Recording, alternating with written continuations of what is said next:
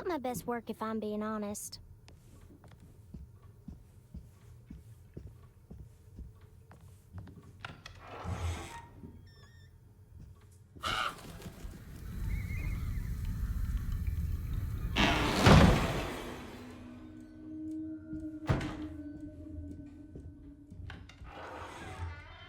Huh?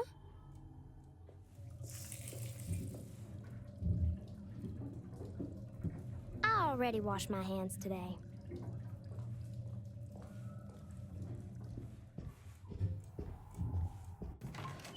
Oh, goodness, you scared me. What are you up to, Jeremy? I have to tell someone what is going on here. I have to try. You're not one of them, are you? Please tell me, Grace. You're not a spy, are you? Who's spy? Them. The others. All of them. No, you're too innocent. I'm too innocent.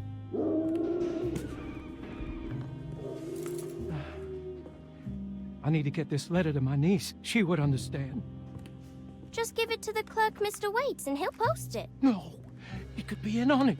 What if he won't post my letter? Then don't make it look like it's one of yours. Here, let me do it.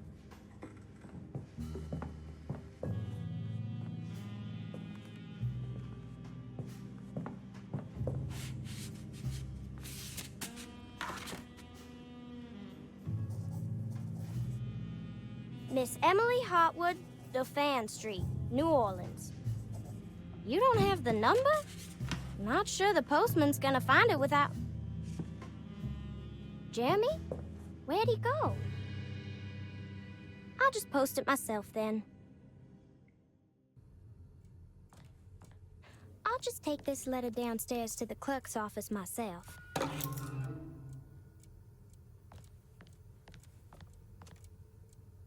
Uh-oh, Cassandra. I'm touching your typewriter.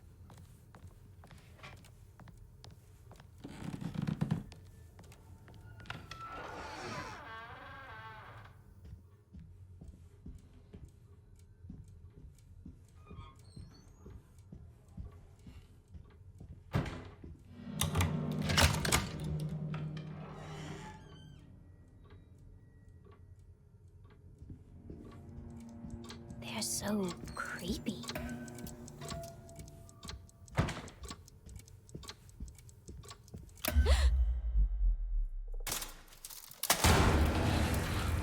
Oh no, Jeremy, what have you done?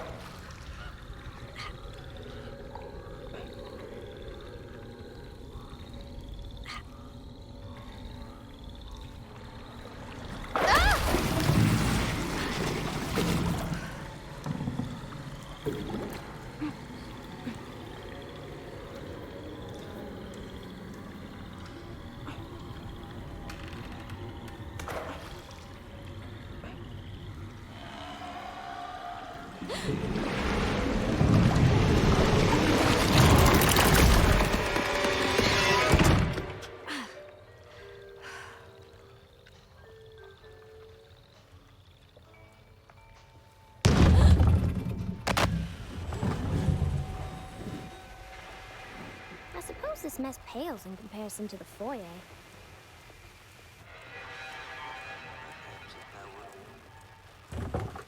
Mr. Waits, hello?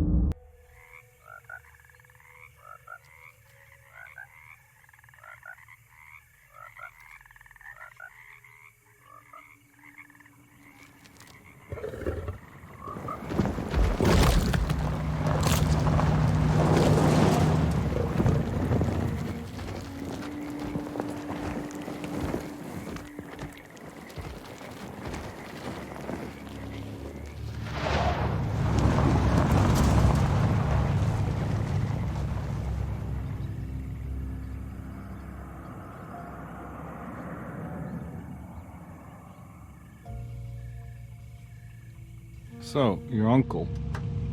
What's wrong with him? He's possessed. As in the devil? Something like that. He says a dark man is following him, watching him at all times. What do you make of it? It's nonsense, of course, but I'd be lying if I said it didn't bother me. You see, it runs in my family. Possession? No, Detective. Deteriorating melancholy. Practically every member of the Harwood family is driven mad before they grow old.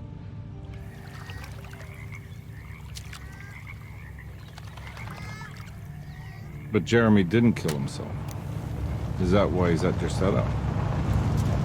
Despite being convinced that he is truly possessed, he decided to put his last chips on Dr. Gray and his psychoanalysis, figuring he might stumble upon some cure.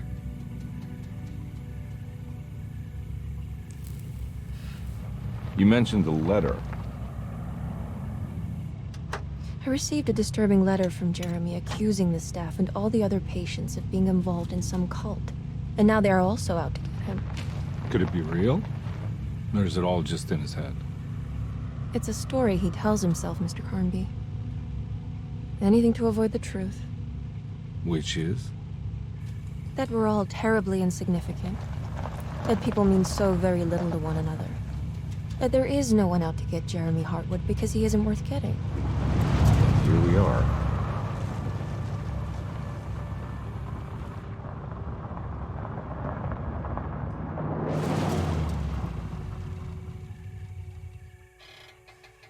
My uncle's not well, Mr. Carnby. I want to make sure he's all right. Then what's my part in this? You couldn't get a cab? I just wouldn't feel safe going alone.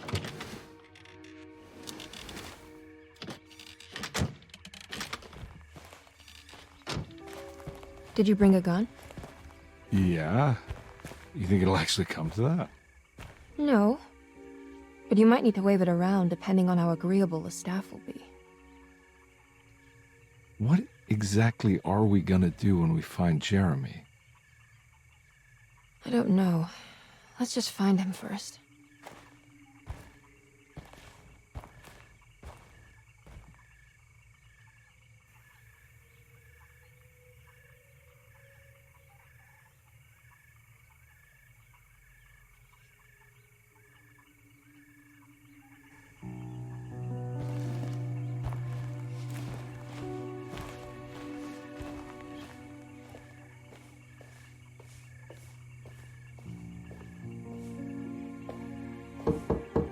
Hello? Hello? Looks abandoned. It can't be. There has to be someone around. Wait here. I'll go around back.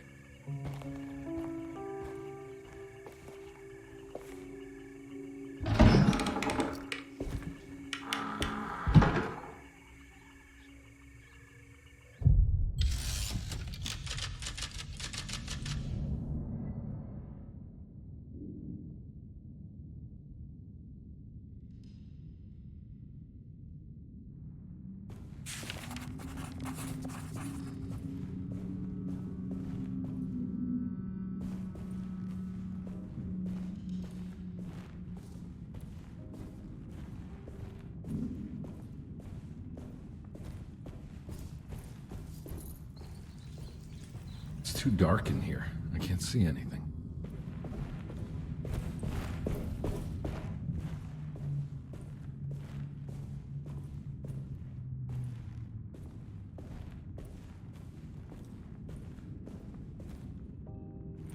Now what do we got here?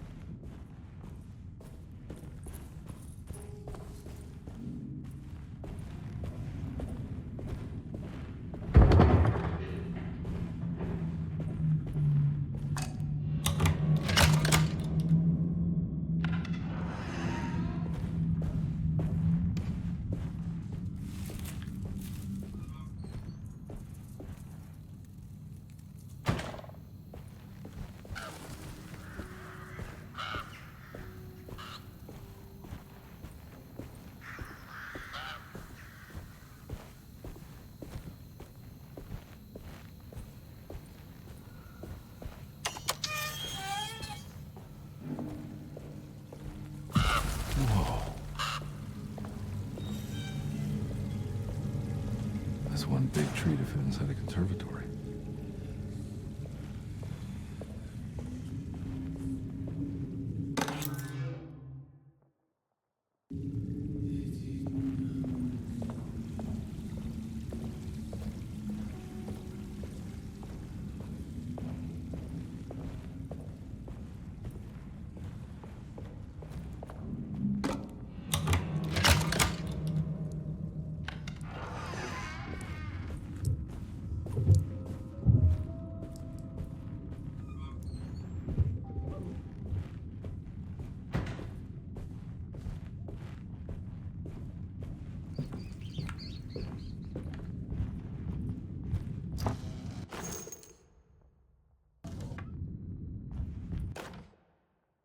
Every day your silence weighs a little heavier. It's been a difficult year for everyone, and many have lost all hope. I read in the papers about people suffering. Pictures of dust-covered landscapes without a drop of water. I wish I knew if you were still tending the earth, or if you had turned your back against us. I have started to look for help elsewhere. I pray you will tell me if I am going down a path that you find disagreeable. With help from Baptiste and Charlotte, I found comfort in the practice of the voodoo. I have long been skeptical of that Caribbean cult, but it's been of good use to me. It seems all harmless in my book. I say some words dreamt up by the Creoles, and I carry around a small pocket of gree-gree. Nothing of this is mentioned in the Bible, of course, but the French Quarter priestess tells me it's all connected. She says the Christian God is just one more perspective on the creator of things. That's what I like to think, but the other way around, that the spirits of her faith are just aspects of you, our Heavenly Father. I am so grateful for the words you gave Mr. Hartwood. We will sing your praises at St. John's Eve. The world will be blessed soon again. Only the sacrifices of the Old Testament compare to your demands. Let it be the truth. A mother of earth, wood, and dirt. A mother of 1,000 young.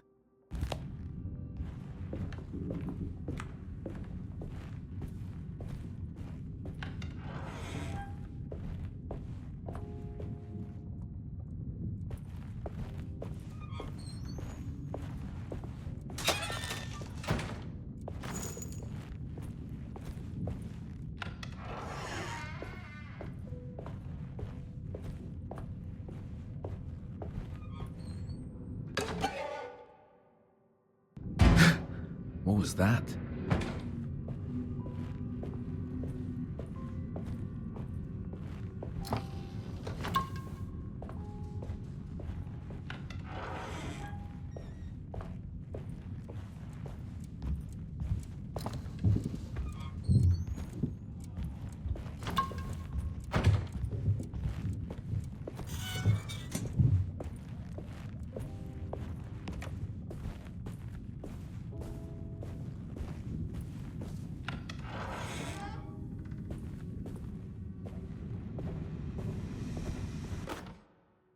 Please do not touch the boiler. It is working after all. While the sabotage has caused a leak, only the decorative plate has been completely ruined. Let's wait for Mr. Chance to turn up and he can take a look at the leak. Mr. Waits. That doesn't look safe.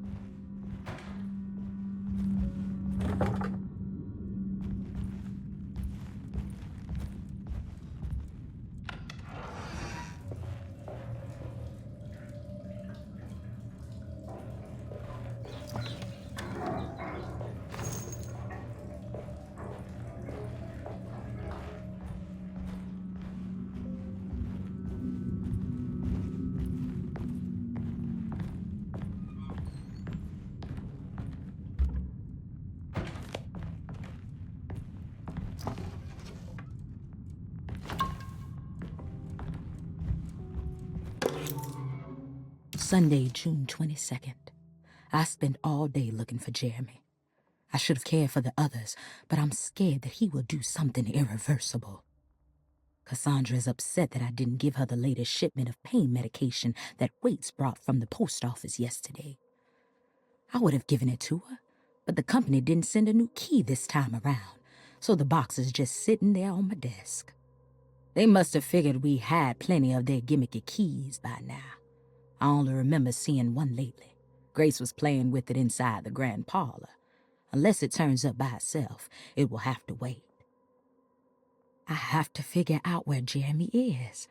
I think Jack knew something. That dog of his found a strange rot permeating the house. She's showing us, he said. Like those blots and streaks of fetid rot was talking to him.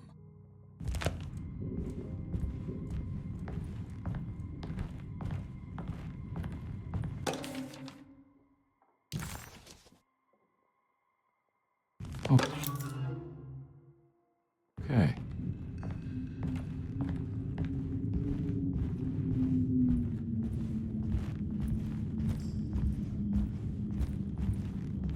I need the key.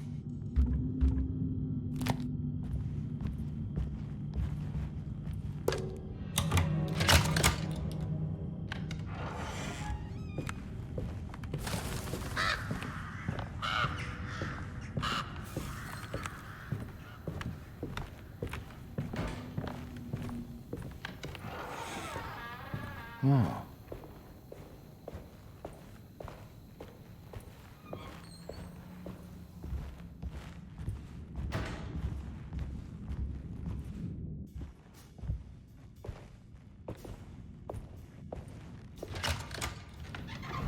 Thanks. What are you doing? Who are you? Whoa, pardon me, excuse me. My name is Edward Carnby, private investigator. I hope you don't mind we let ourselves inside. I do mind. This is private property. You can't just barge in here. I'm sorry about all this, but I'm looking for my uncle. It's urgent, and no one was answering the door. We can't hear you knocking anymore. None of us can. Who is your uncle, darling? Jeremy. Am I right? She has that Hartwood gloom, doesn't she? That's right. I'm Emily Hartwood. I just came to make sure my uncle is all right. Well, he is unavailable right now. You will have to come back another day. Unavailable how? Is he sleeping? We can wait. He's lost. Don't I know you from somewhere? Who's your man again, Miss Hartwood? My name's Edward Carnby, private investigator. Splendid. Enough! All of you! Get back to your rooms! McCarthy, keep your eyes on the child. And you two, please leave immediately. Look, we're not here to cause any trouble. Just let us see the old man, satisfy the curiosity of my client here, and we'll be off. Jeremy has gone missing. There's no need to worry, but it might be some time before he turns up. The whole staff is looking for him. What? He ran off? I don't have time for any of this. Please, come back tomorrow. All right, in that case, we'll just wait in his room. You don't mind, do you? It's upstairs, right? Wait, you can't. Don't worry, we'll be discreet. In the corridor. It's the first door on your left. I'll tell Dr. Gray you're here. Excellent. Thank you, madam.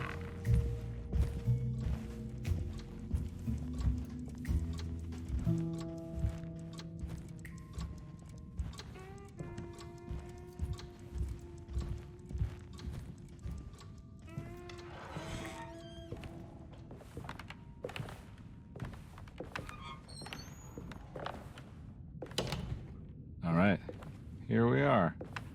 Let's look around. See if we can dig up any clues.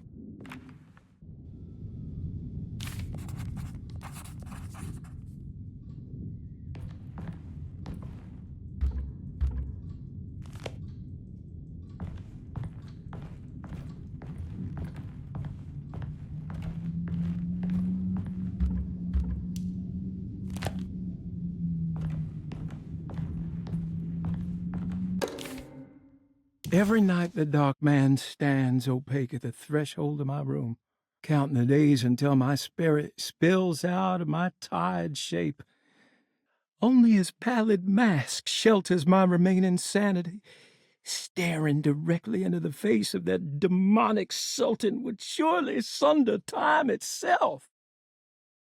Would he have looked the same to my father as he struggled for his life? Does his veiled face haunt my niece quite the same way?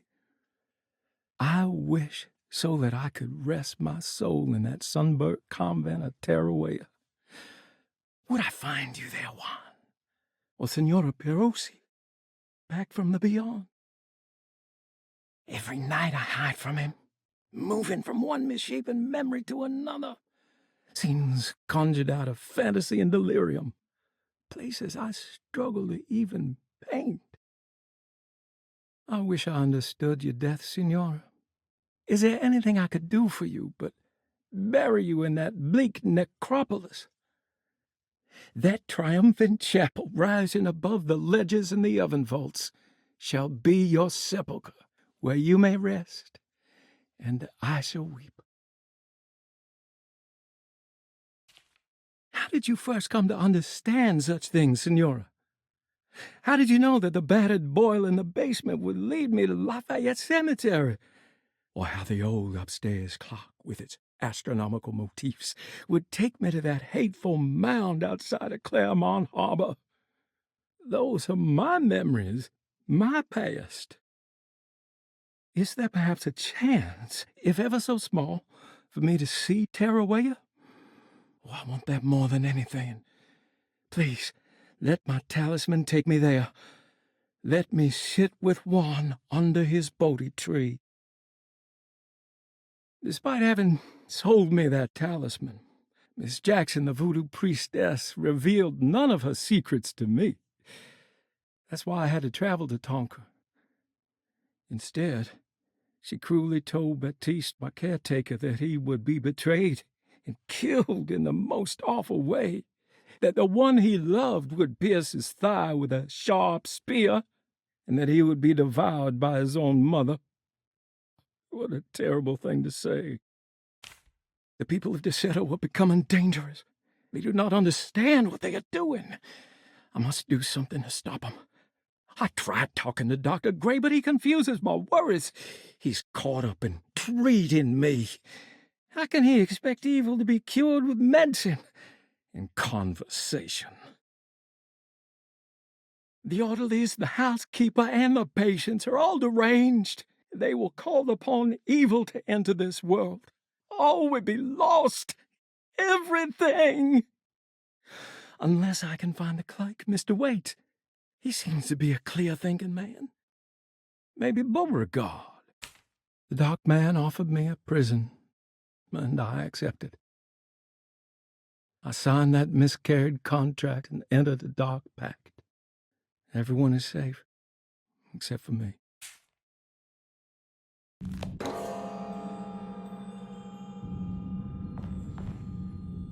I found a book full of peculiar notes. Have you heard of something called Taroella? No. What's that? I might be reading too much into this, but I think it's the place he wants to go to. Oh, okay. Sounds like a clue.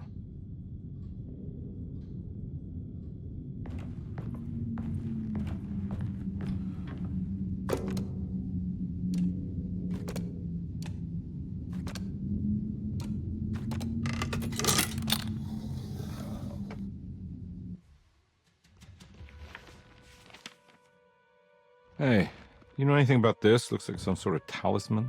No, I don't. Oh, help me out here, will you?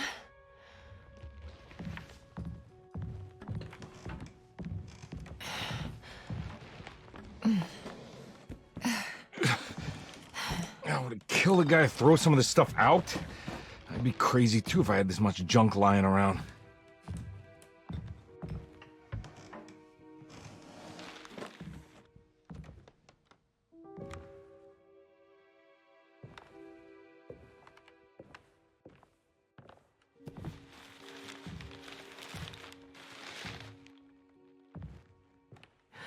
Oh, wow. That's striking. I want to save this one.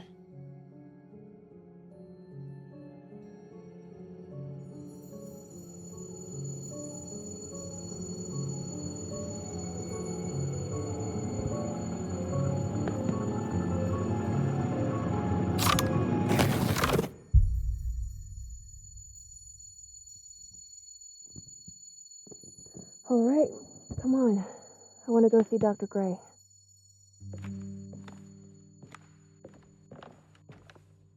Come on, let's go. Yeah, I'm coming.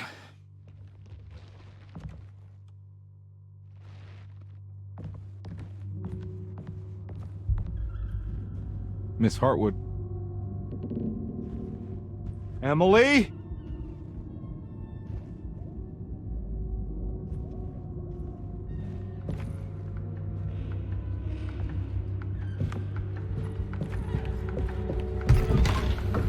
What the hell is going on?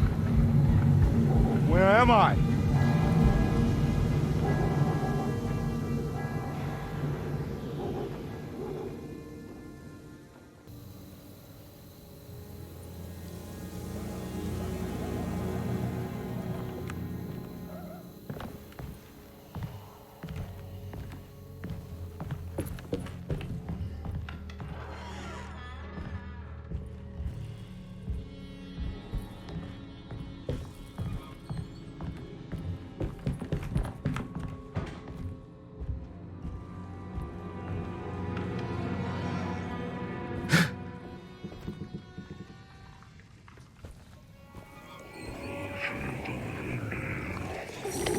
Ah!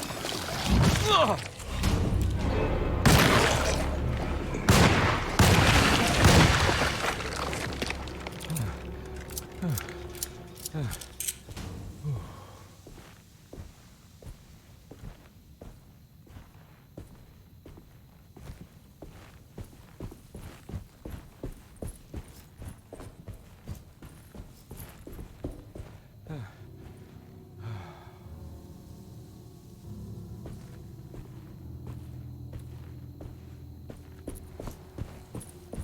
What the hell is going on?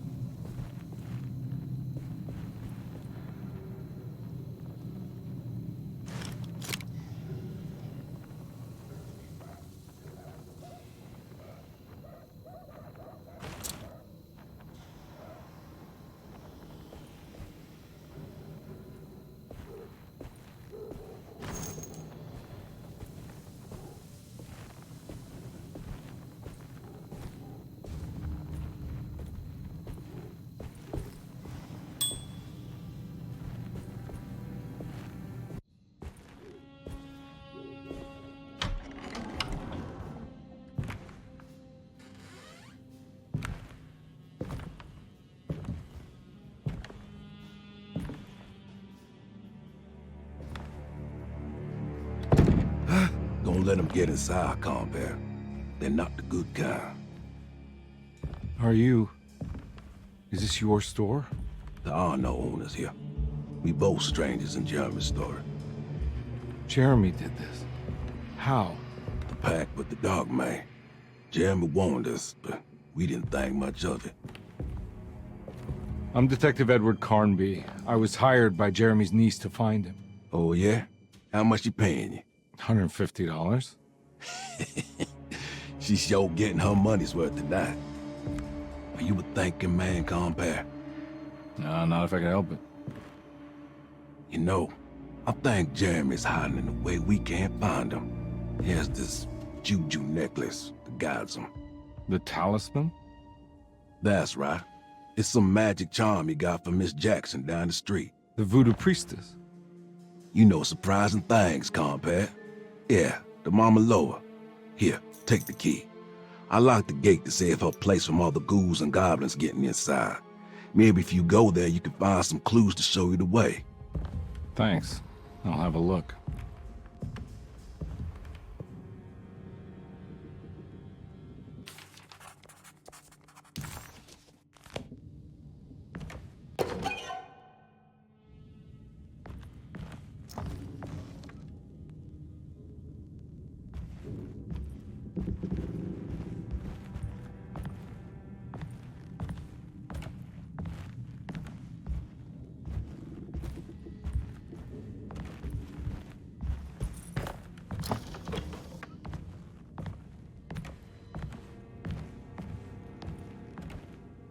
You want to come along? Nah, I'm gonna stay here for a while.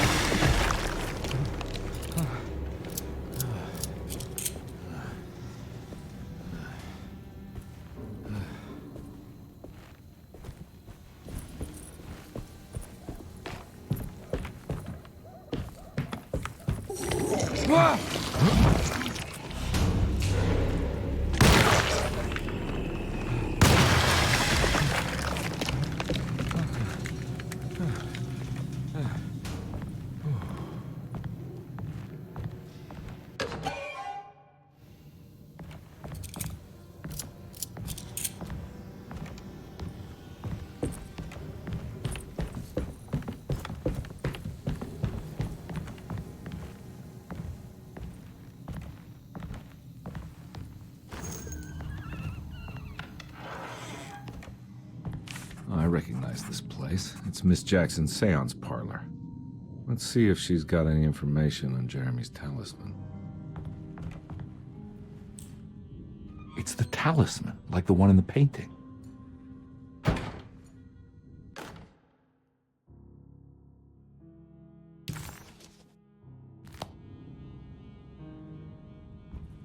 I think it's meant for the talisman.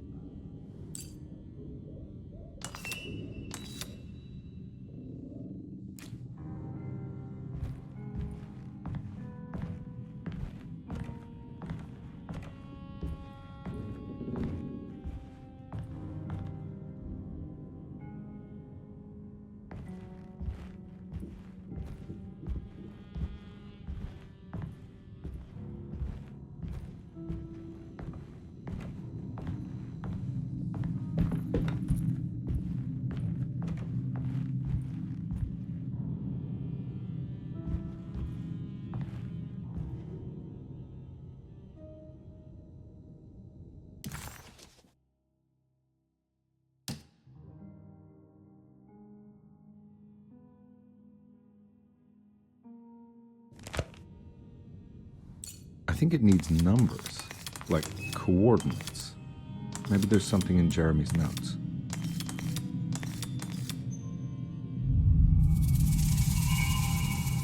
It's showing something. A place? Where is that? Huh.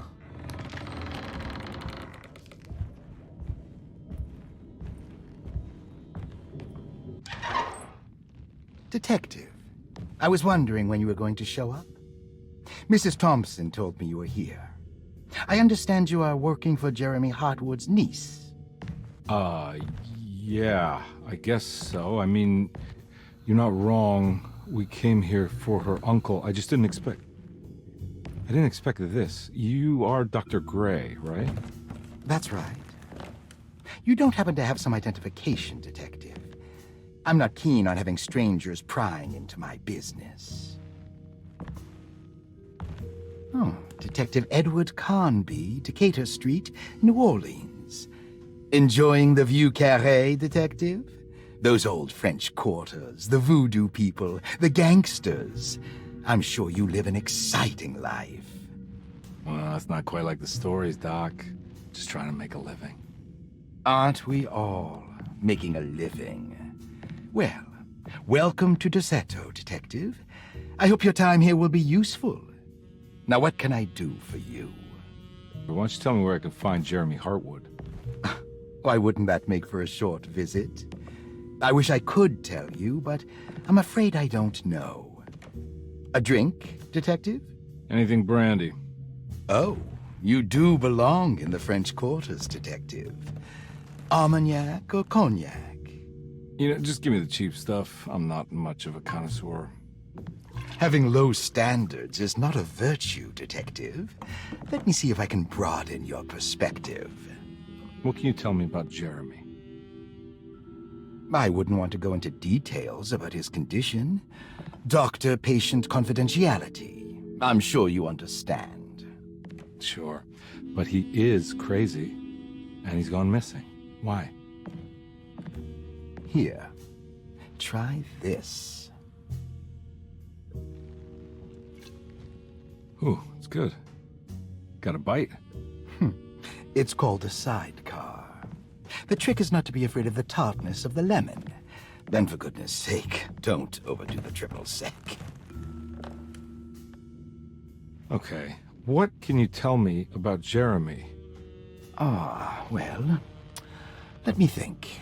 He is an anxious man, constantly worried about events not presenting themselves according to his model of predestination. He complains about things not being carried out in the right order, and that some things simply shouldn't be. Is any of this helpful to you? Not really. I was hoping for some direction where to look next. I'm sorry. I have nothing for you then. You should talk to my orderlies. They have been looking for him for a while now.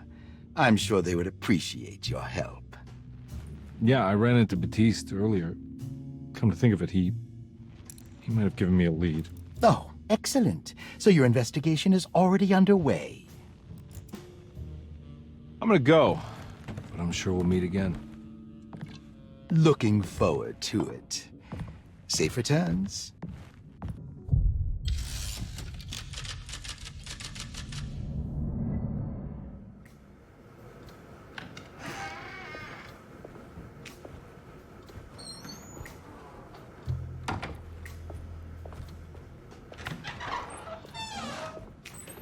Detective Carnby, where did you go? I was just talking to Dr. Gray. You disappeared. No, it's not what you think. Have you found anything strange going on here? Yes. Everyone is being incredibly evasive and I can't figure out why. No, I mean something you can't explain. Paranormal, even. Detective, I really need you to get yourself together. I can't do this alone. Forget it. I'll figure it out. Do you want to come see Dr. Gray? No, I want to try something. With this talisman, I think I can follow Jeremy to the place he mentioned in the book. What was the name? Do you remember something Spanish? Taroella. Yeah, that's where I need to go. Detective? Are you gonna be alright? Yeah, of course. Go talk to Dr. Gray. We'll rendezvous later.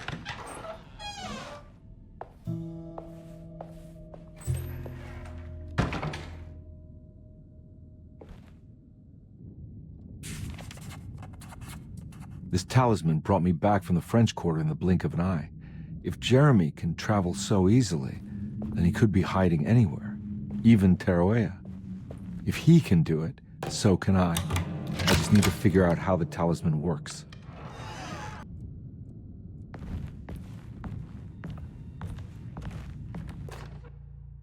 Dr. Elmore Lee Gray is Derceto's chief doctor. Accounting and all administrative work is handled by me, Paul Waits. Magdalena Thompson, or Mags, is responsible for the household. Jean-Baptiste and Charlotte Tabois are responsible for keeping the guests' medical regimens in check. Finally, Jack Chance is our gardener, who can occasionally be seen in the conservatory, but is for the most part busy outside. There are currently 6 guests at Derceto. Malcolm McCarthy and Ruth Tallant reside on the first floor. Jeremy Hartwood, Elisabetta Perosi, Grace Saunders, and of course Cassandra Beauregard live on the second floor. Dr. Elm...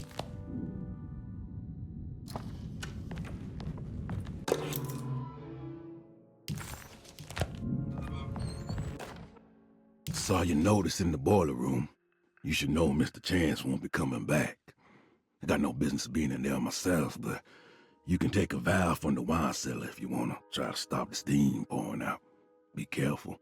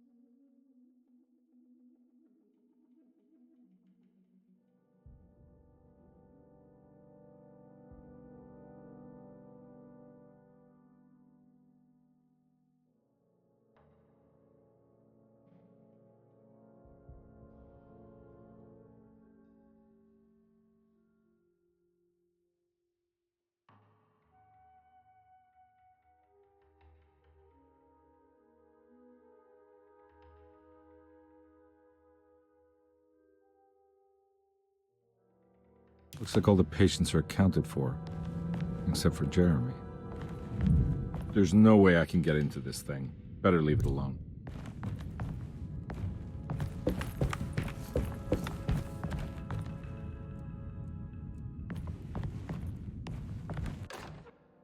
Paul, you're right about the plates on the boiler and the clock. They have been sabotaged, and I think I know who did it. They have something to do with Jeremy's episodes and how he seems to disappear at night. Right now, it's important that you keep an eye out for any of the pieces. I want to find out if I can repair the plates.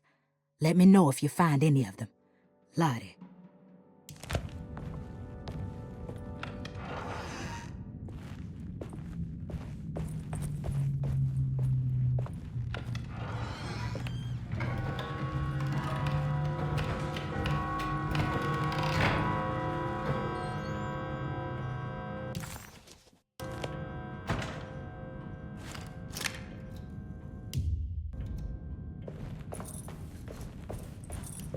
I need the key.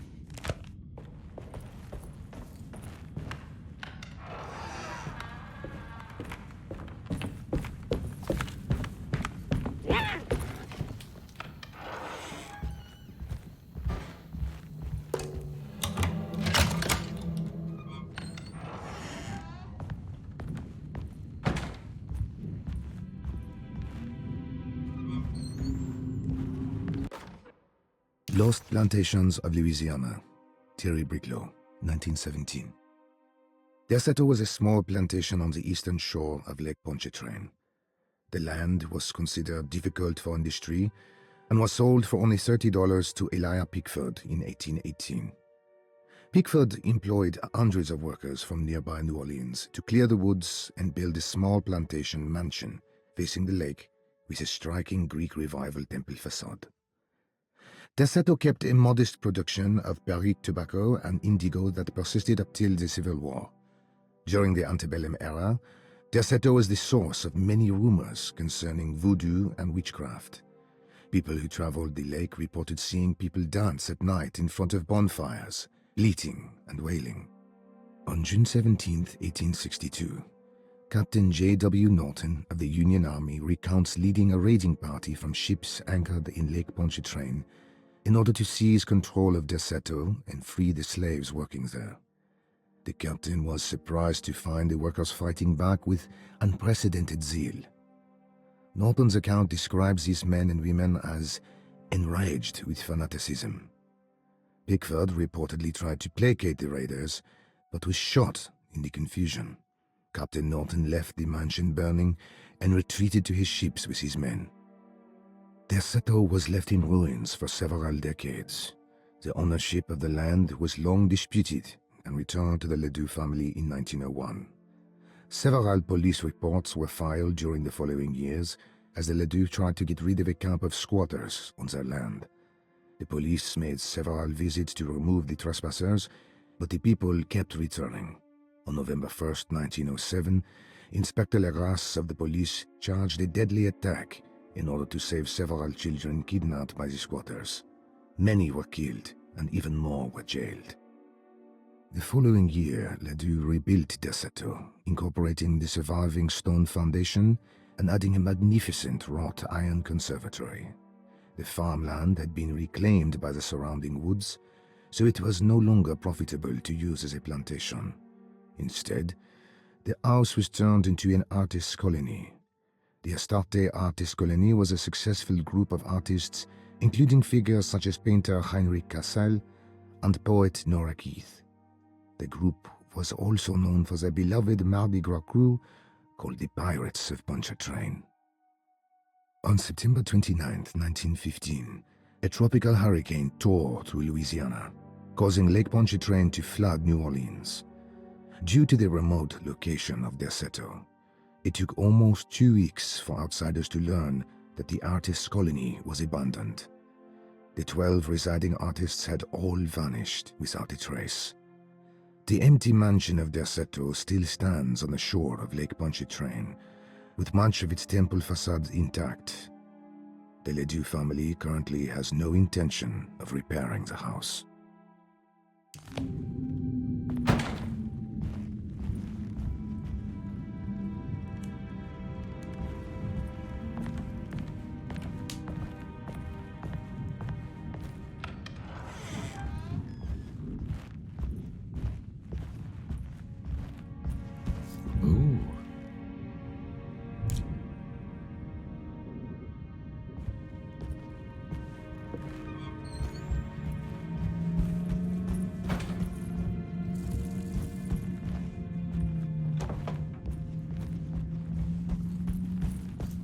It's wedged shut.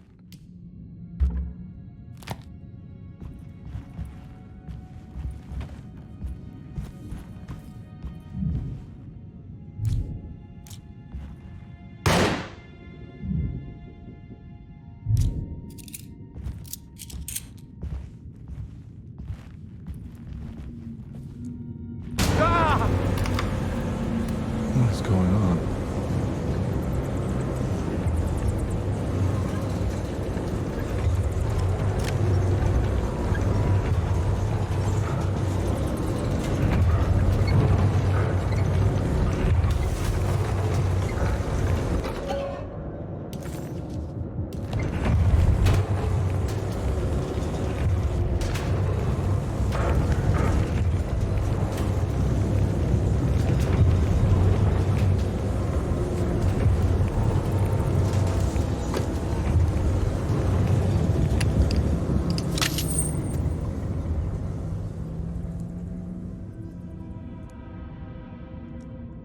What happened? Everything's normal again? Right.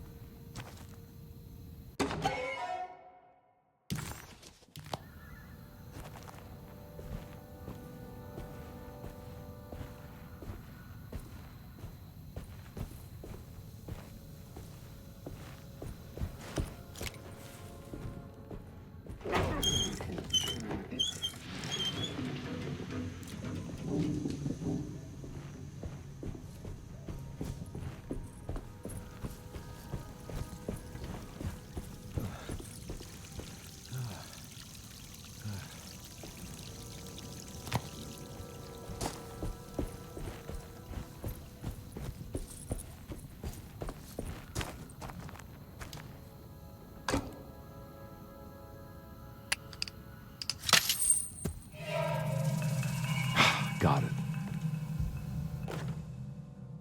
Hey.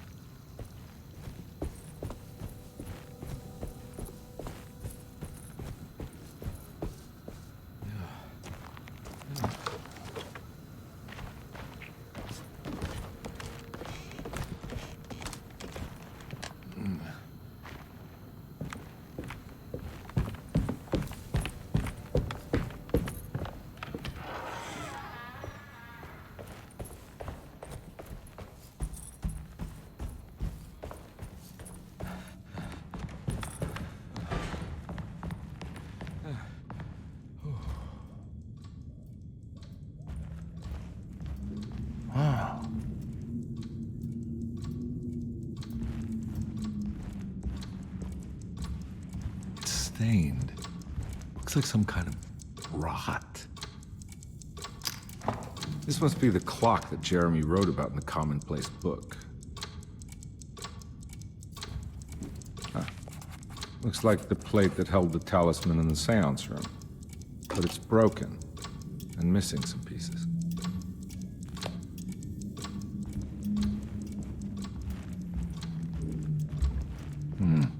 I need the key.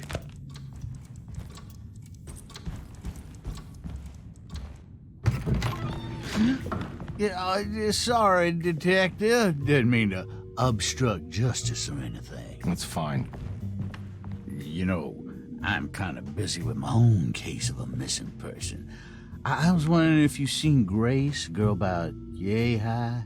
I can't say that I have. Why are you asking? Well, I'm looking for her. Is she in trouble? No. She's just hiding somewhere. But we can't have a rascal like that running around unchecked at a time like this, you understand? Well, I haven't seen her. Well, let me know if you find her. I'll be around. I'll keep an eye out for your man, Jeremy. You scratch my back, Detective, and I'll scratch yours.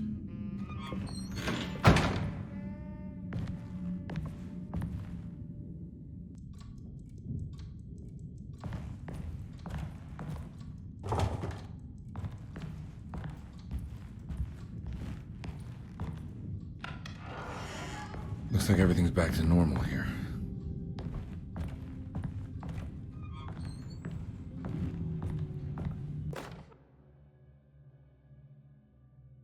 Emily's here.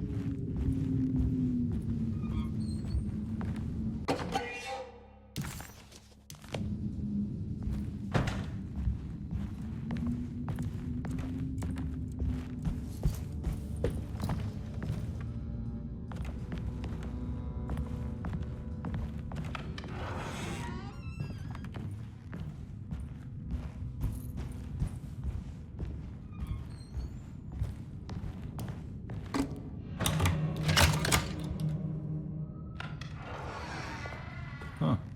How eccentric.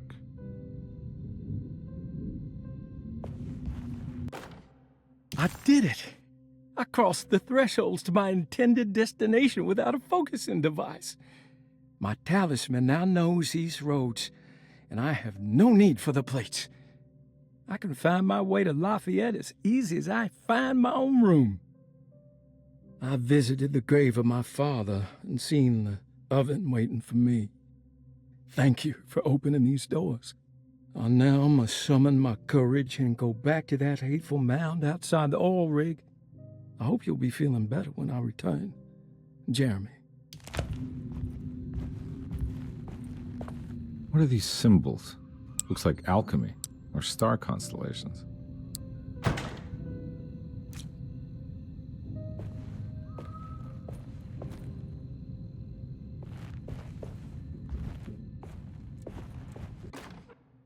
Will I need to remember how to get them out again? They are locked up for good reason. I am sure she is still able to whisper the answer in the ears of the wrong people. But not for long. I will see her burned soon enough. That black goat will be sacrificed to put an end to it all. Then it will all be over. No more Derceto, and sadly, no Astarte. Those good pirates of Pontchartrain. May you still sail the lake, until you find the shores of Hali.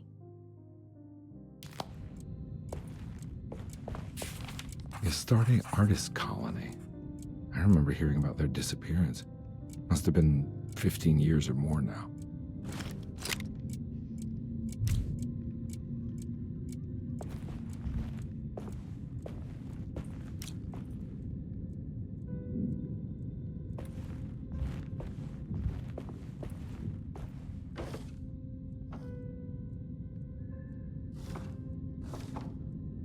These paintings got some grim-looking rot on them.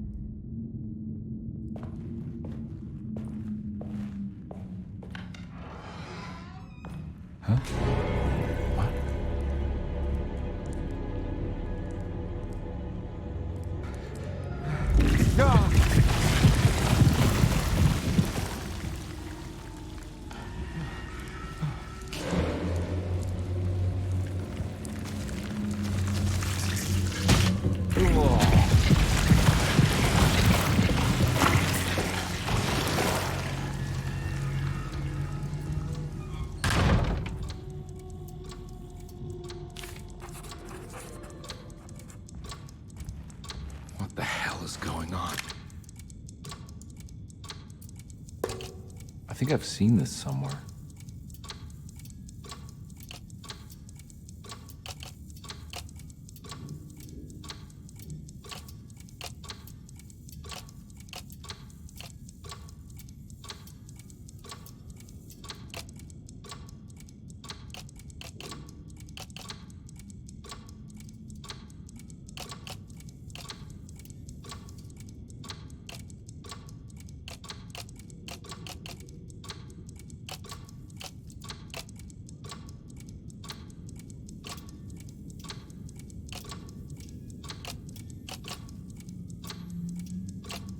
There was something in the commonplace book about this.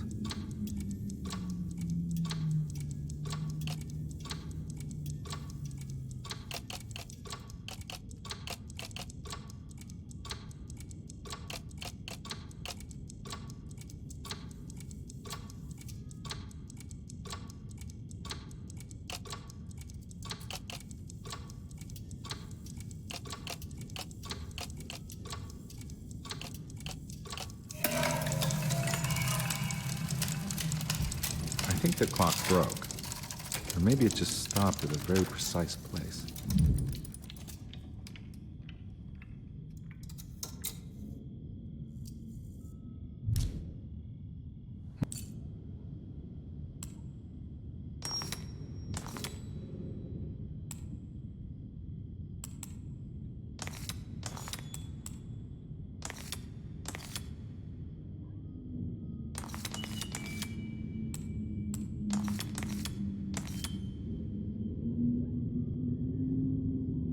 There's a picture in the black glass. It's showing me something.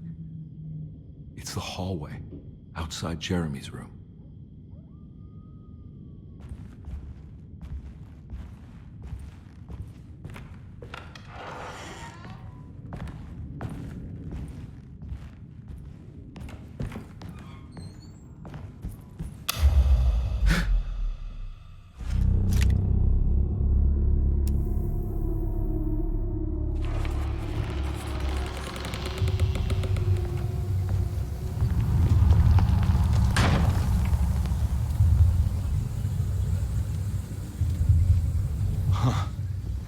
I made it.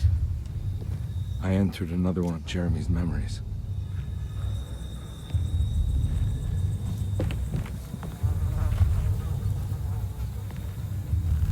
Ugh.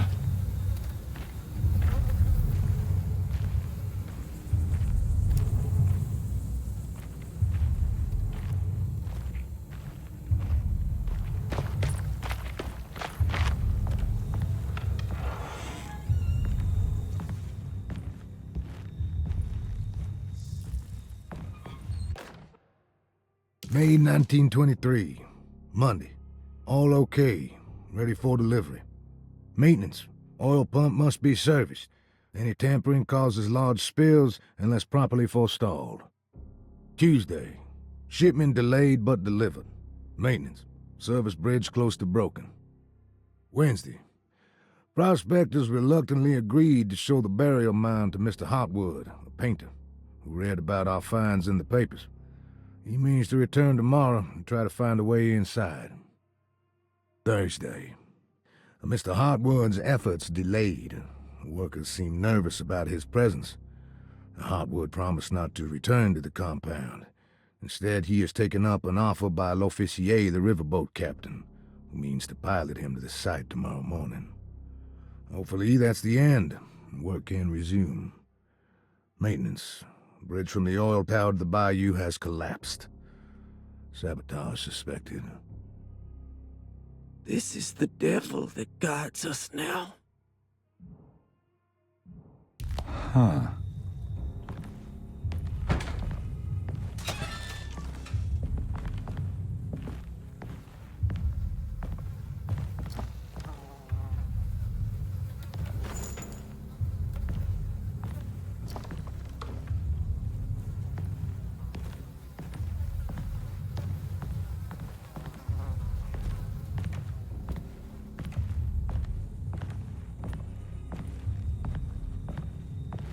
I need the key.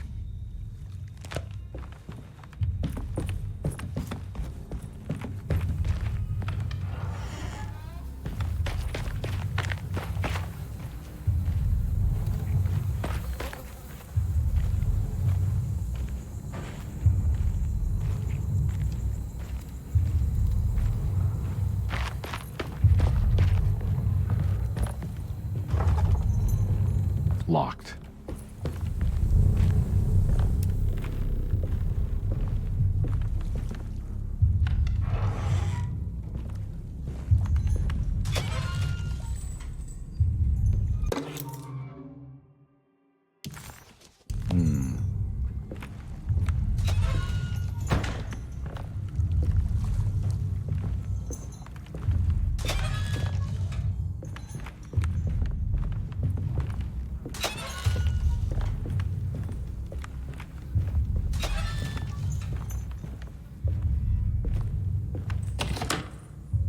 Locked.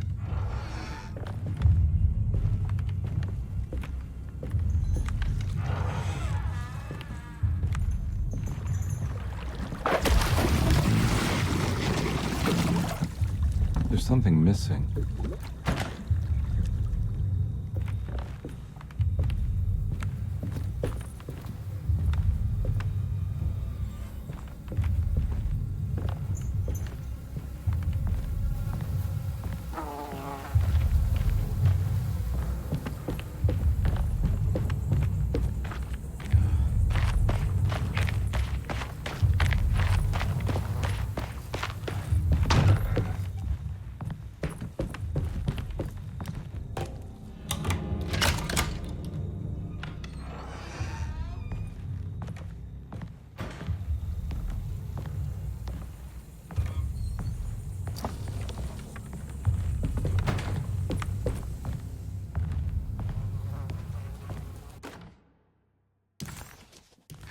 Got it.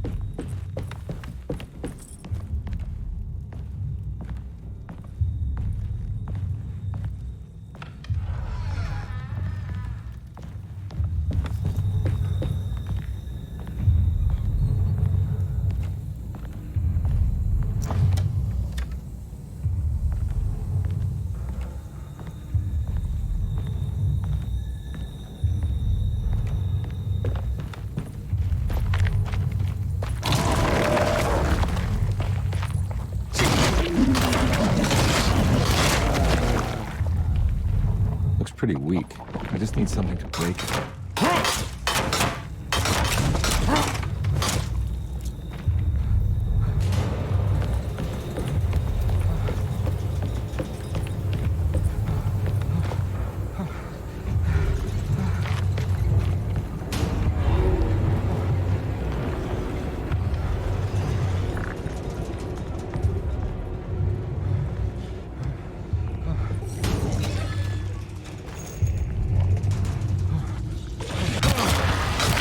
Weapon broke. Yeah.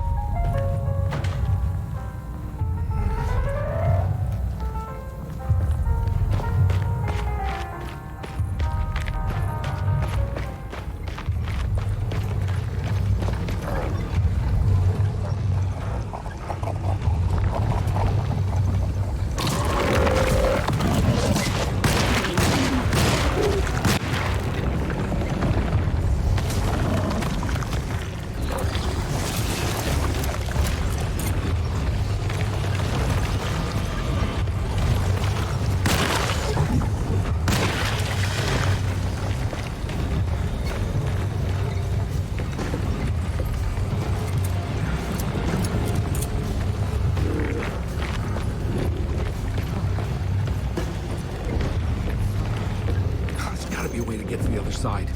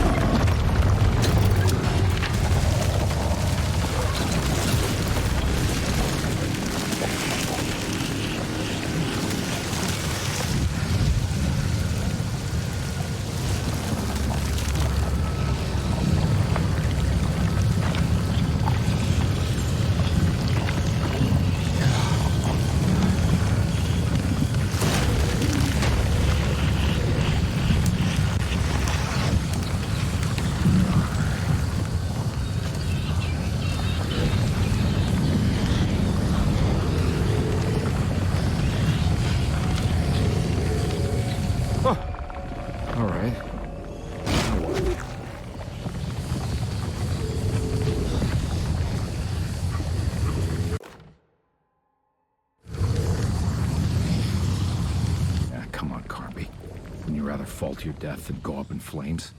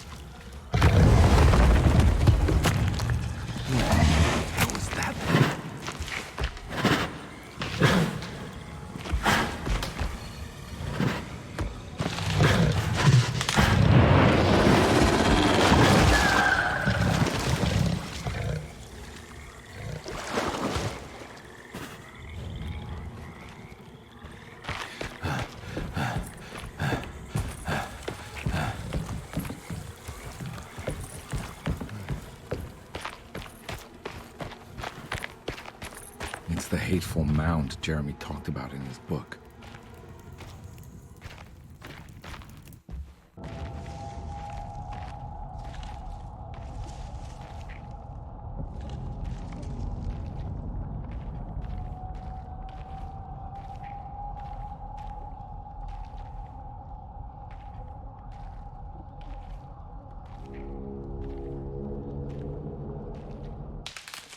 Don't come any closer. I'm armed. Get that thing out of my face. Who are you? What are you doing here? I'm just a detective trying to find something called Taroella. You after Jeremy too? Why? I'm working for his niece. She wants to make sure he's all right. He might be unharmed, but far from all right. He's a curse upon Derceto.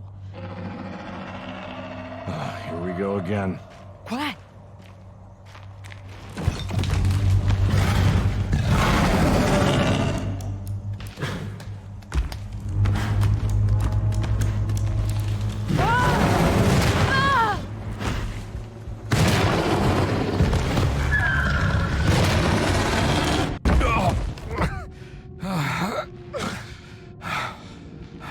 Oh, Christ in heaven.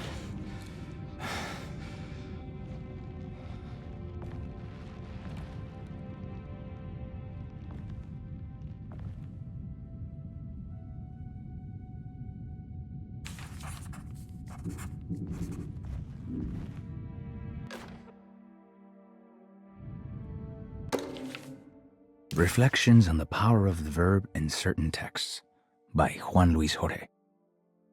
To act is in itself divine. Even the slightest movement of our hand is evidence of our soul in motion. Yet our free will is so easily overwhelmed by the dullness of everyday life. Our actions become rote and rigid in spite of luxury and comfort. True divinity is found in the choice of leaving the stage where we all perform. People who discover this freedom unexpectedly will be struck by the terror of this revelation and become paralyzed, or worse, turn to suicide. However, if you are able to weather that storm, you will discover that there is a divine path beyond that fear. There is a chance to dismount your destiny and make something new. Something that hasn't been planned for or predestined. There is difficulty in explaining this type of acting as it transcends our everyday choices. This isn't some banal decision choosing one career over the other, or even who I should marry. Leaving the stage, no matter how, isn't a matter of course correction. It's a rejection of the story that the Creator is telling.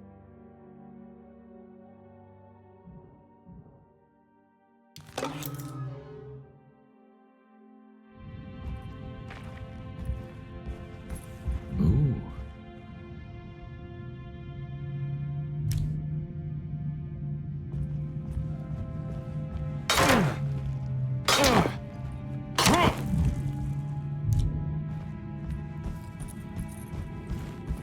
It's wedged shut. It worked.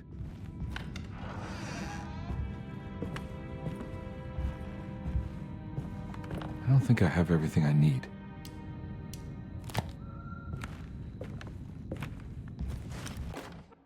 The Barlow lens. Instructions.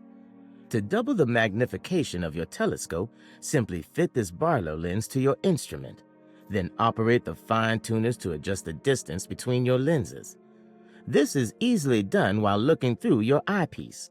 Simply search for a position where your picture is clear and appears flat. When correctly tuned, your telescope should present a clear picture with magnificent magnification.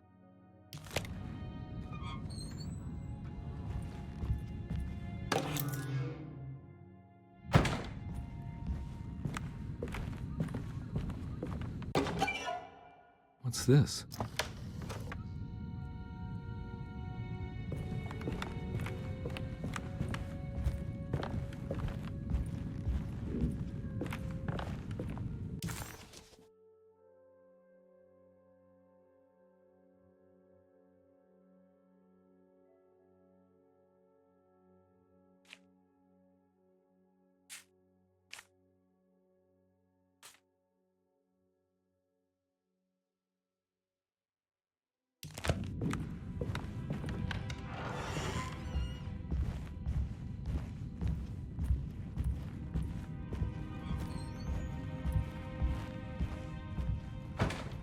Now we're talking.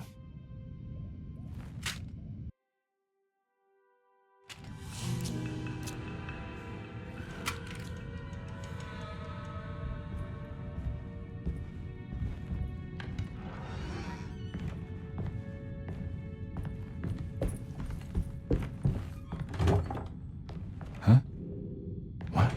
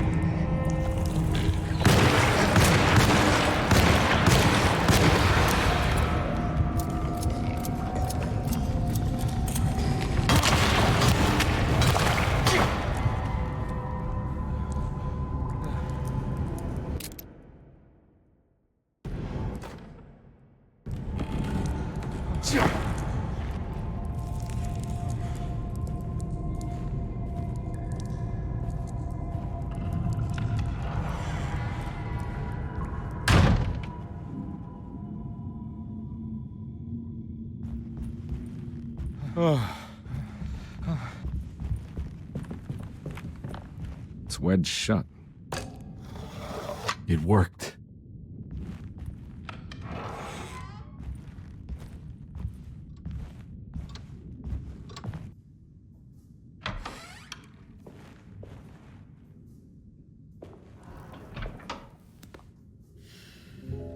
Detective Carnby, how good of you to come. Let me pour you a drink. What happened here? This place looks like it was hit by a bomb. Welcome to the madhouse, Detective. Thanks. Did the ceiling just collapse? I heard it was something in the attic, something that was supposed to happen but didn't. How that could have such consequences is beyond me. The truth is, I don't know why the room looks like this. But I bet your friend Jeremy does. You know where I could find him? Oh, somewhere in his past, I suppose. He keeps going on about that mysterious dark man. I think he is hiding from him. Or maybe he's with him. I can't really keep up. I don't worry much. Take a look around this room. You may think it looks spectacularly devastated, but I just think it's finally found its stride. It fits perfectly with the state of this place and its loonies. The same goes for the nonsense with Jeremy. In my eyes, we've finally managed to match the wild ride inside all of us. Well, I'm happy you find the evening so harmonious. I hope you don't mind me setting things right. Jeremy's business, that is. This room looks beyond my capabilities. Good luck, Detective. Hope to see you again soon. Yeah. Evening, miss.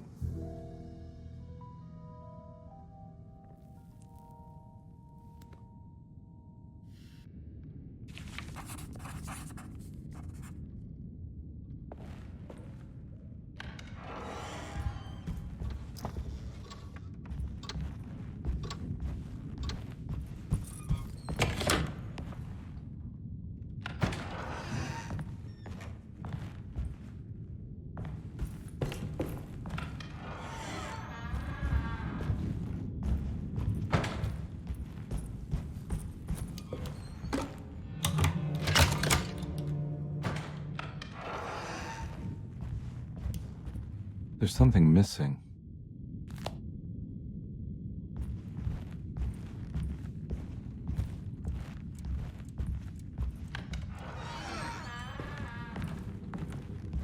This must be that kid's room. Why does she seem so familiar? Don't you worry, Grace. Go play your game, bleat and bellow with the others. I won't be jealous. There will be more masquerades. However, I would love it if you would finish my mask for the feast. With love, Ruth.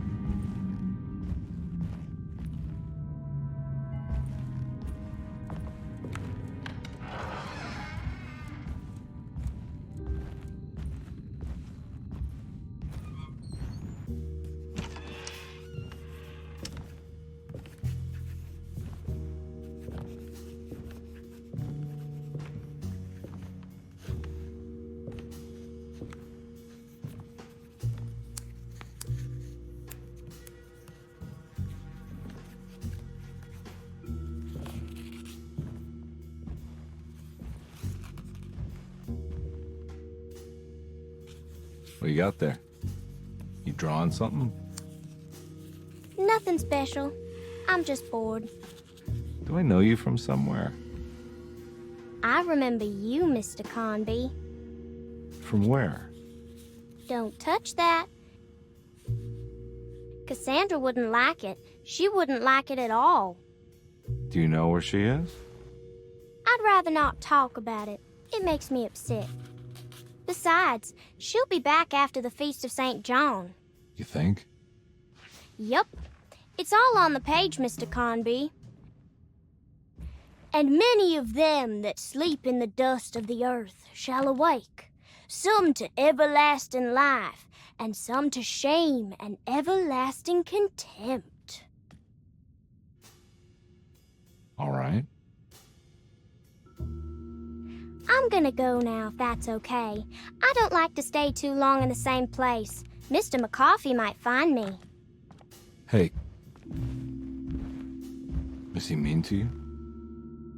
Not everyone needs to be saved, Mr. Conby. You should know that by now.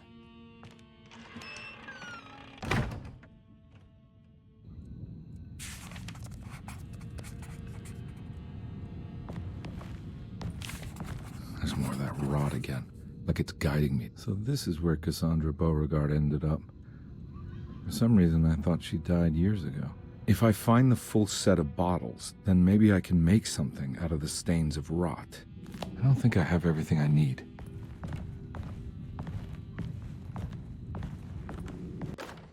Miss Beauregard, I picked up your medicine at the post office today. As you understand, it needs to be administered by the orderlies for your safety.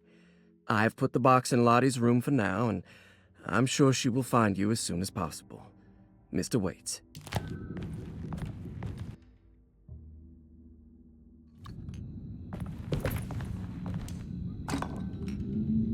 I don't think I have everything I need. It's another one of those strange padlocks.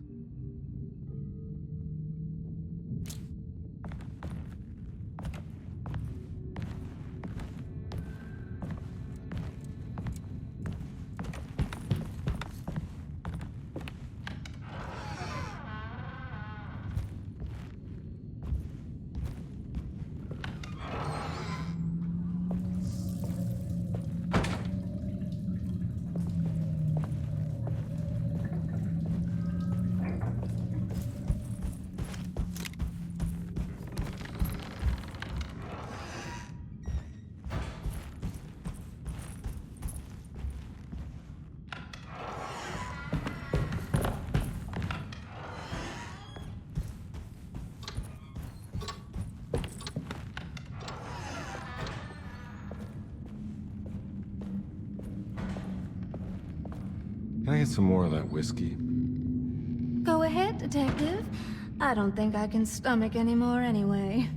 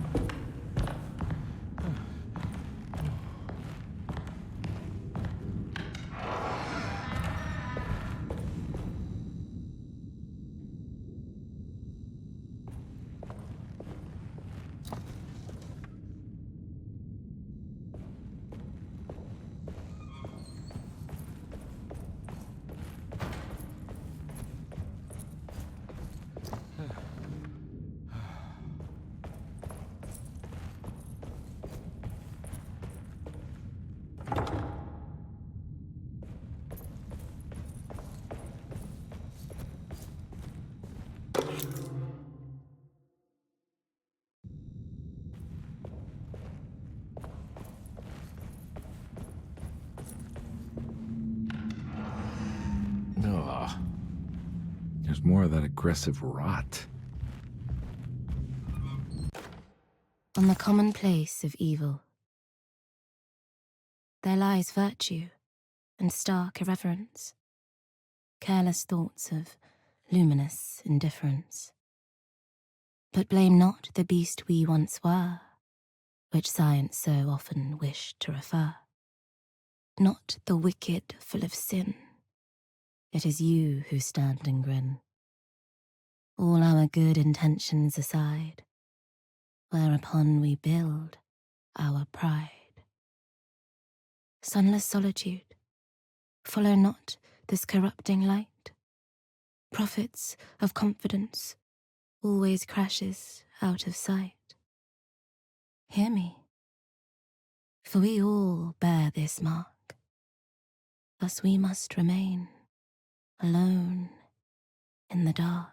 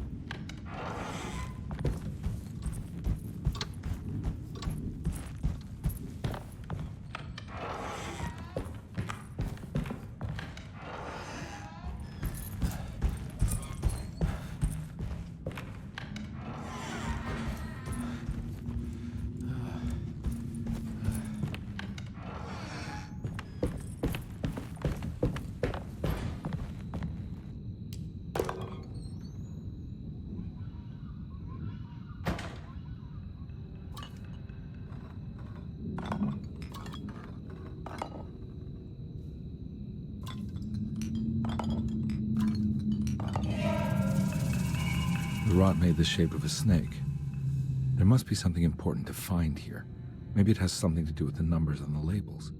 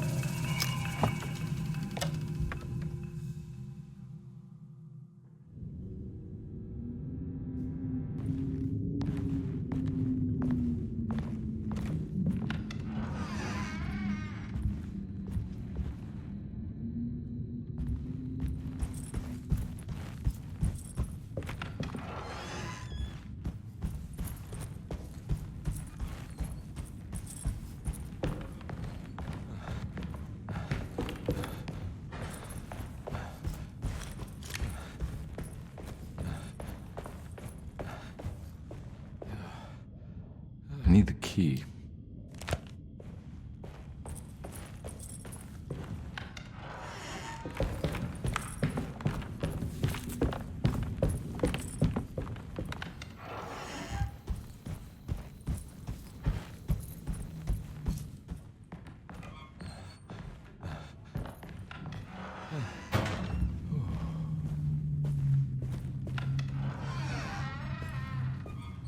It's stained. Looks like some kind of rot. It's another plate for the talisman. Like the other one, it's broken and missing some pieces.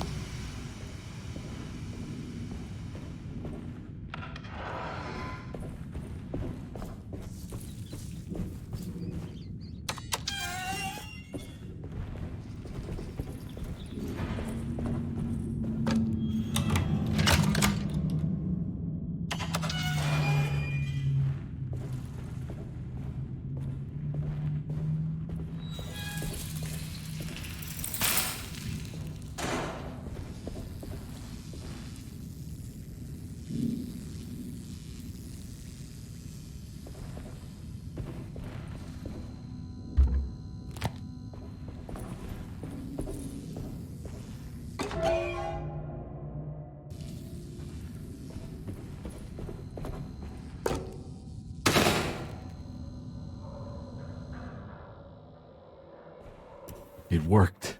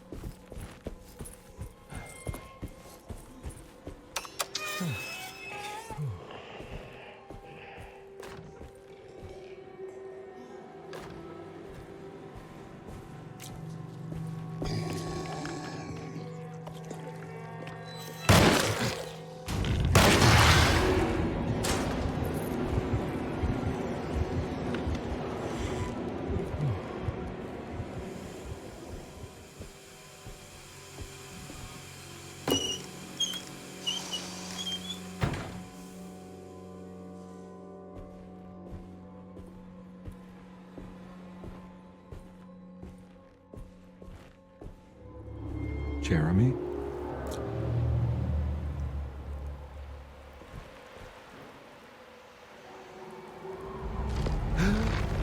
What the hell is going on here?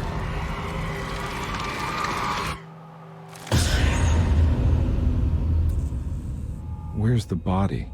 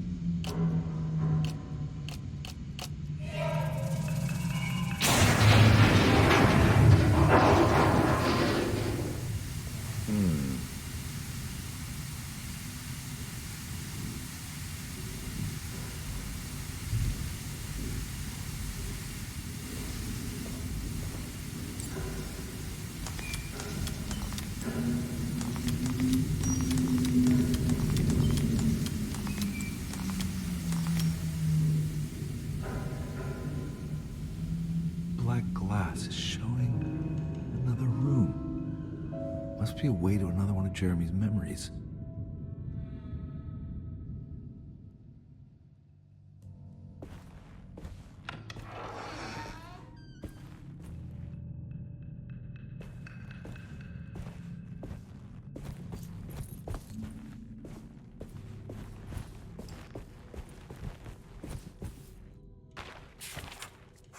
I knew it. I knew it would work. You're getting good at this, Carnby. Maybe a little too good at this.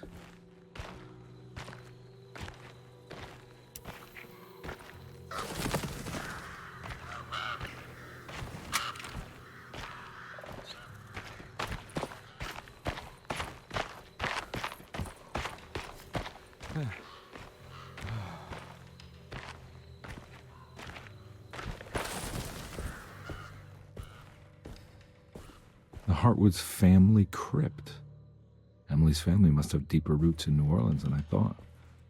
I figured she was a Yankee like me.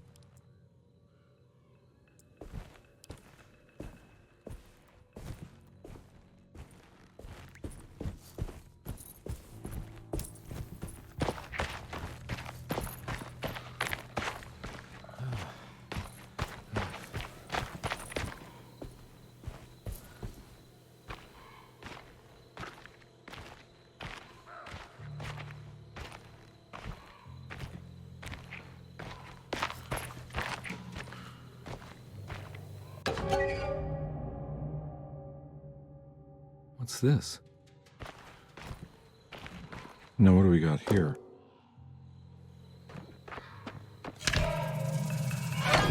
Got it.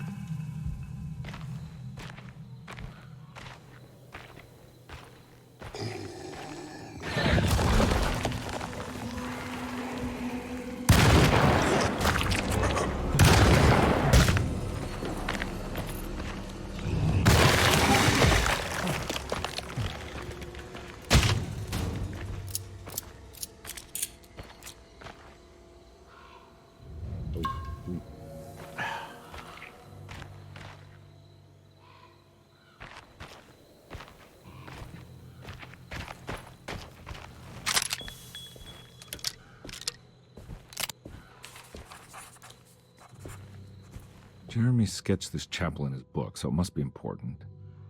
Looks like I'll need more medallions to open it, though. I don't think I have everything I need.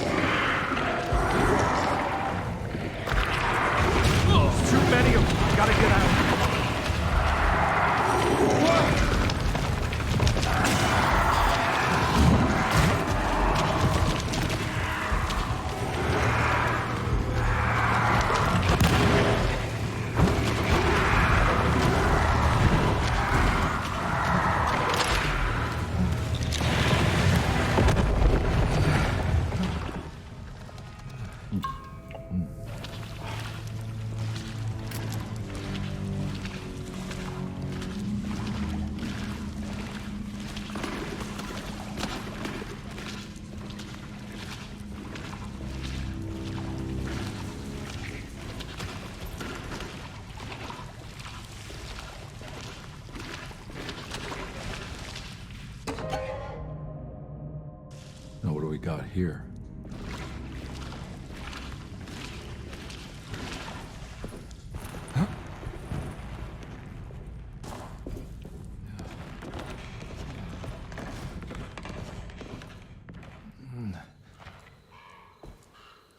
Thank God that's over.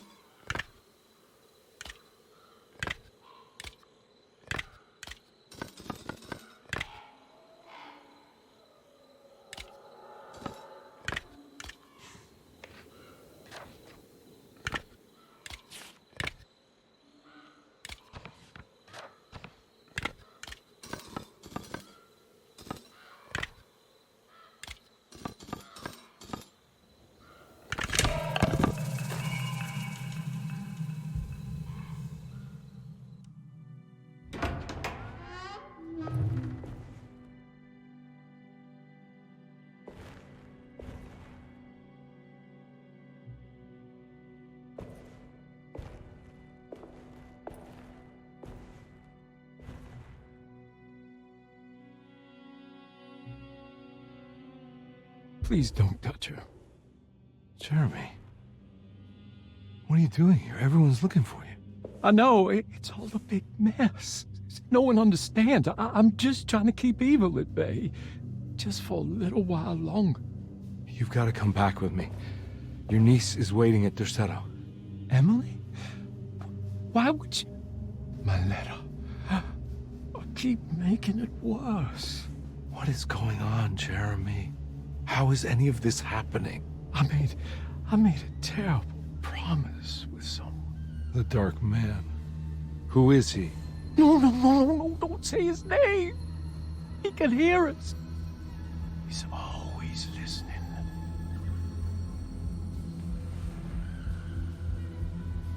Jeremy, I need to understand what is going on.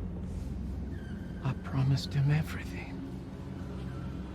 When the sun rises, I will be chained in his sunken desert temple for an eternity. But at least the evil about to awaken in Derceto won't harm anyone outside of that cursed place. You're acting crazy, Jeremy. I want to help. There's nothing you can do. Then what's all the business about Taroella? Why did you want to go there? Well, I can't go there. I'm not allowed. But you wanted to. Can I go? Tell me, will it help me to break your pact? Is there something there that would help? Why would you give me hope? That's so cruel. Okay, sounds like we're onto something here. What should I— Look out! Behind you! Run! Don't let him take you!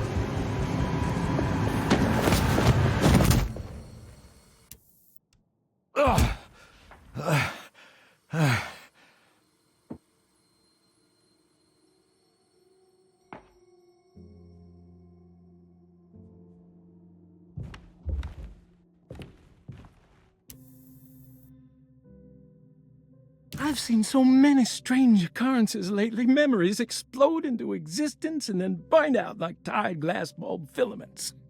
Dreamscapes crash down from the stars and sink into the sea. Doors that lead to nowhere and absolutely everywhere at once. With all this reverie, I want to think there's a chance that you found a way to remain alive in some way I cannot fathom. Just like I've learned to navigate with my talisman.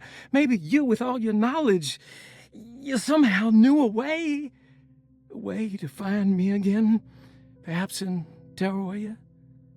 All my love, Jeremy.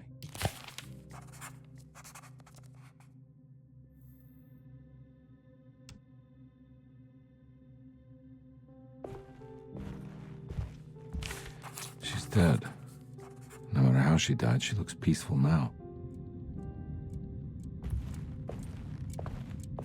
The Astarte Artist Colony. I remember hearing about their disappearance.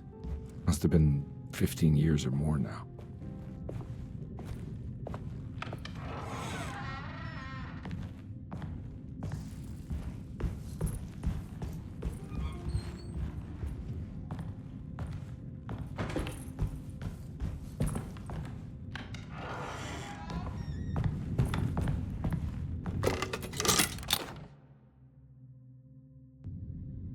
Telescope lens. Why would he lock that up?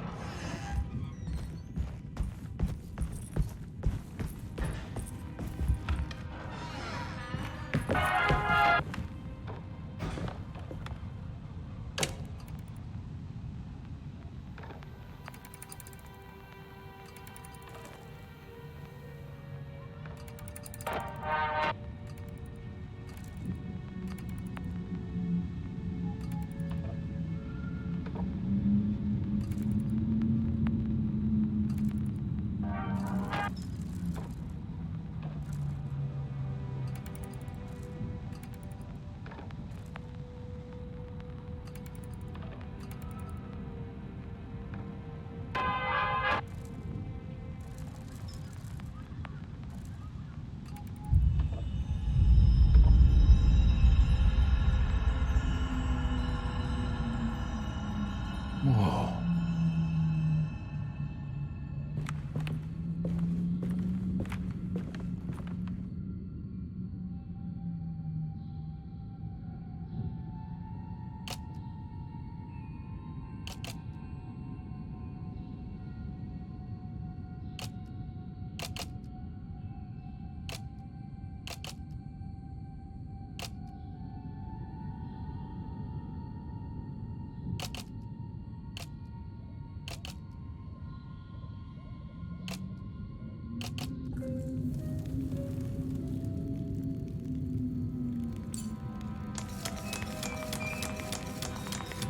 Whoa, what's going on?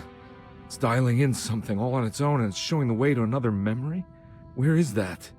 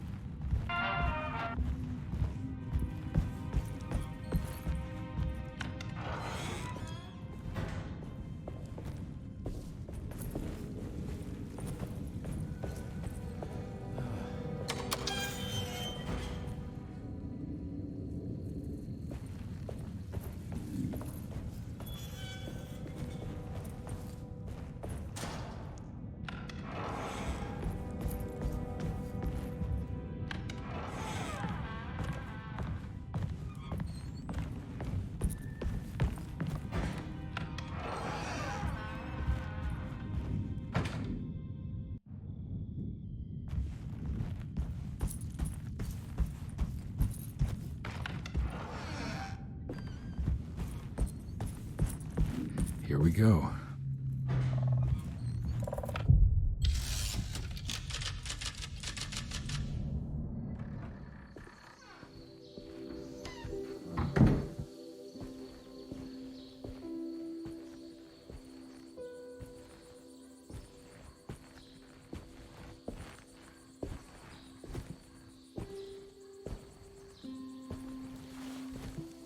I'm glad to see you made it.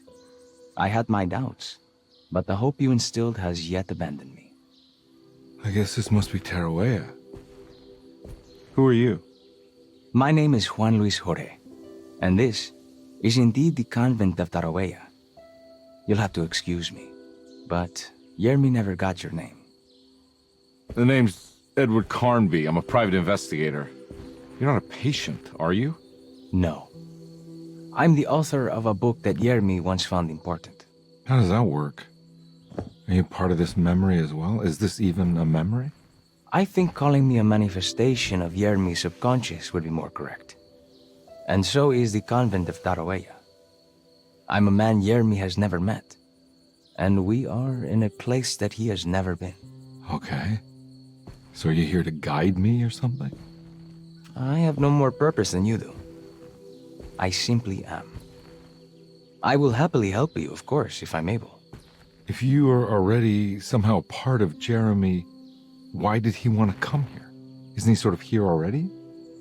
Yermi wanted to come here because it's a representation of his mind at peace. When Dr. Gray asks him to find his focus during his sessions, this far-flung convent is what Yermi imagines. He is under the impression that if he could physically come here, he would reach a perfect equanimity. A spiritual apotheosis. You don't think it would work? Yermi subconsciously knows it's just wishful thinking. He can't come here. Despite the pathways opened by the dark man between Derceto and Yermi's psyche, it's simply not possible. But I'm here. Indeed. It's a shame it's just another place for you, Detective. Otherwise, you could have become a Buddha. Always a bridesmaid, never a blushing bride. Am I right? Yes, I suppose so. You'll have to chase enlightenment elsewhere. So what's the next best thing? What can I do here? You should seek out the convent library and try to find the truth about Yermi's relationship with the Dark Man. It's the sort of knowledge he represses and is unable to reflect on.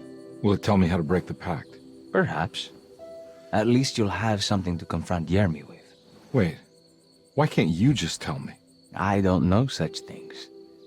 You'd be better off consulting the texts of Dr. Freud, if you want such answers. No thanks, I hate shrinks. There is another thing you should know about the library. He is here as well. The Dark Man has been working his way through the text for a long, long time. He's here? How am I supposed to get past him? Be careful, Detective. Oh, jeez, just perfect.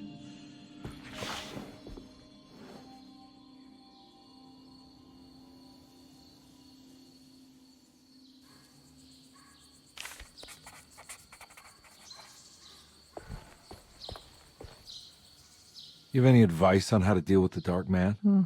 I suppose suppression could work. Try not to pay him any attention.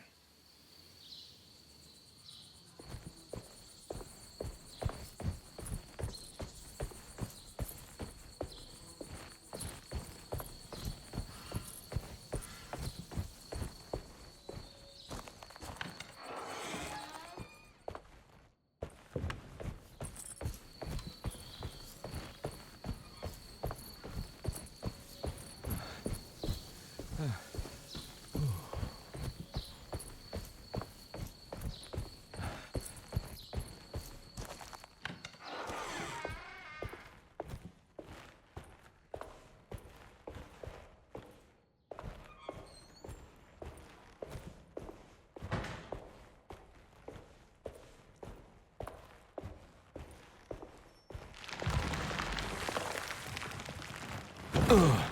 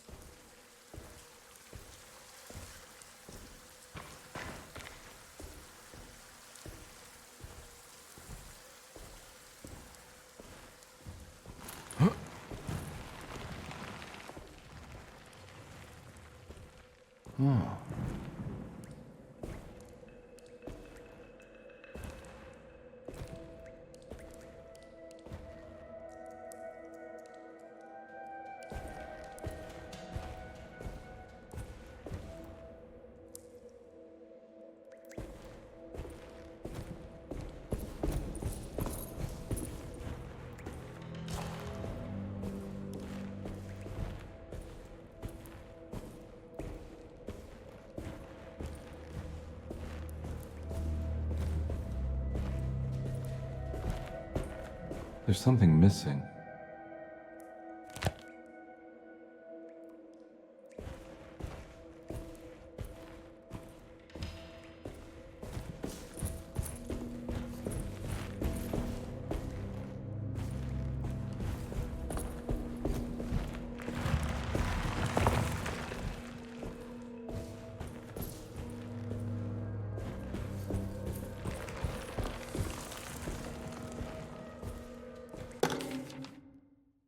The great library was endless, beautiful, and terrible. An Akashic record for the universe inside the mind of Jeremy Hartwood, now corrupted by a story forced upon him, told by a maniacal liar, an evil conjured by science and secrecy. I will suspend a room and lock away the foundation of his character. Its key will be left to the librarian, the only thing invisible to the Prowler.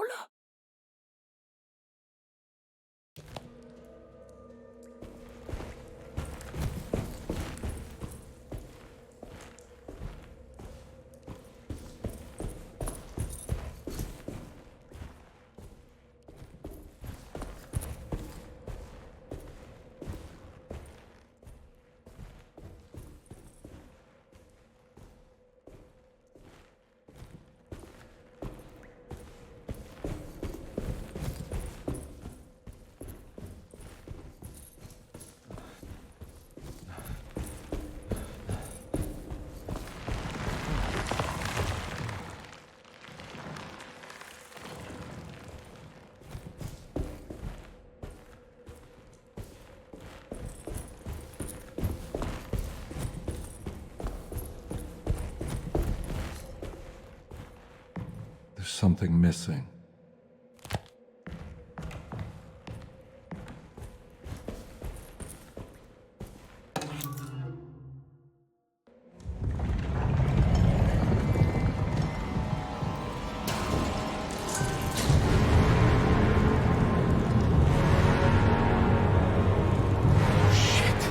Why do you have to manifest your worst fears, Jeremy?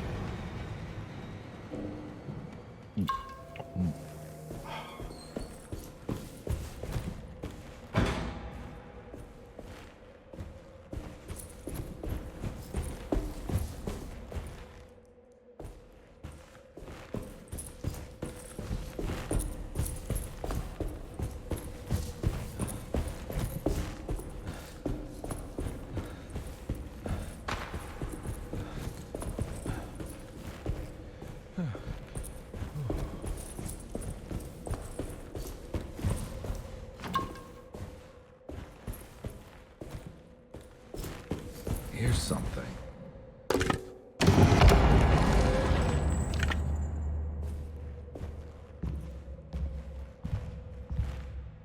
It was in the hot autumn that I went through the night with the restless crowds. He was a kind of itinerant showman who held forth in public halls and aroused widespread fear. The New Orleans address of the event is lost, but I remember distinctly the Prext shipping company pressing their contribution. Hey.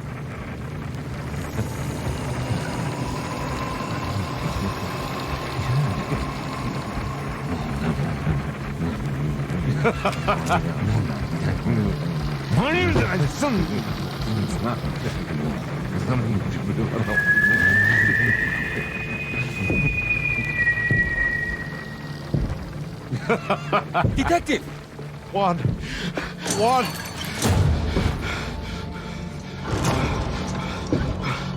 I hope you found what you were looking for. I fear there is no going back.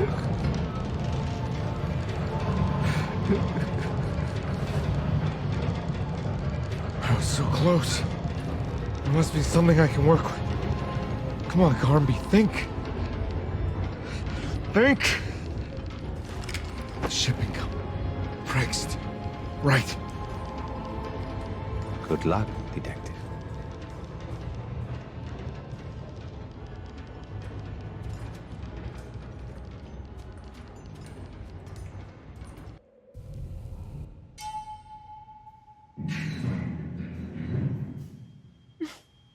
Well, thank God you're here, Detective. Sitting all alone in a place like this? I'd never live it down if the papers got wind of it. Hey. Ruth, right? Oh, don't pretend you don't know.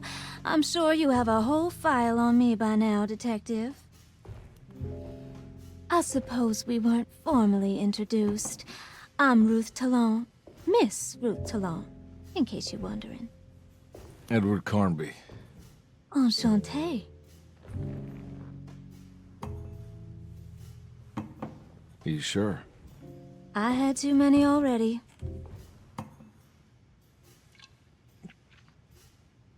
Nice. It's good. I know. I have great taste, Detective. I heard you're trying to break Jeremy's promise to the Dark Man. Yeah.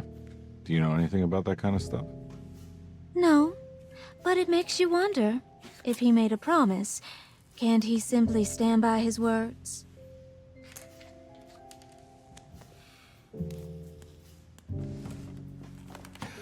Look, I'm just trying to get Jeremy out of a bad deal, so he'll come back with us to New Orleans. Well, if all fails. What are you doing? It's a sign of submission to the Dark Man. I saw it in a dream once. What?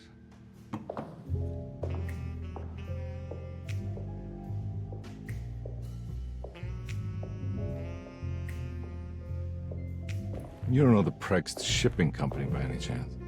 I do. They made big money during the war. Their waterfront office is just over there. How did you do that? Do what, Detective? Bonne chance. Hey, have you seen Emily Hartwood anywhere? Are you trying to make me jealous, Detective? No, I haven't seen your doll anywhere.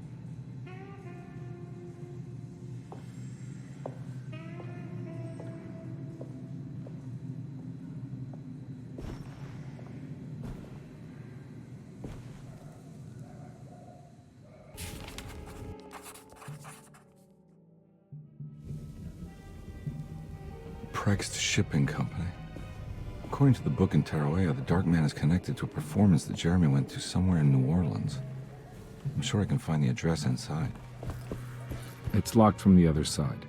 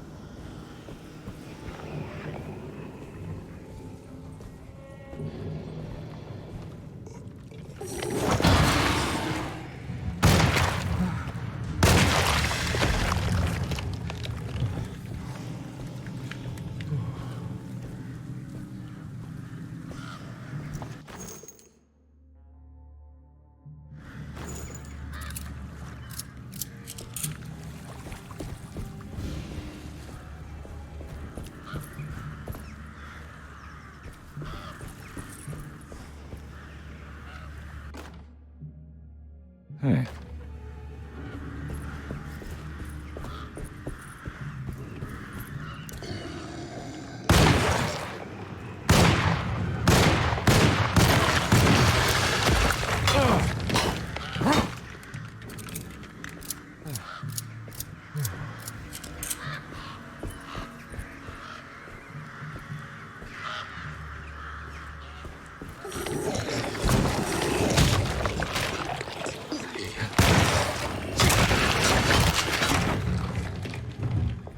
There must be another way inside.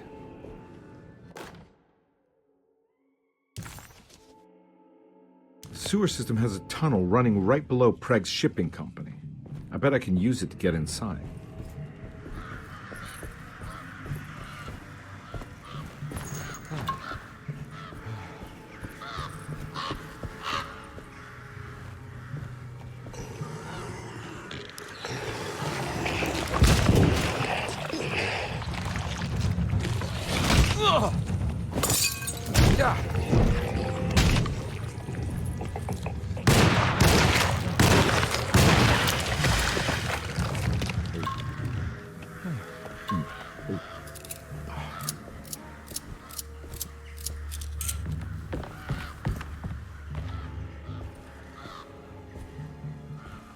No way I can get this out of the way with my bare hands.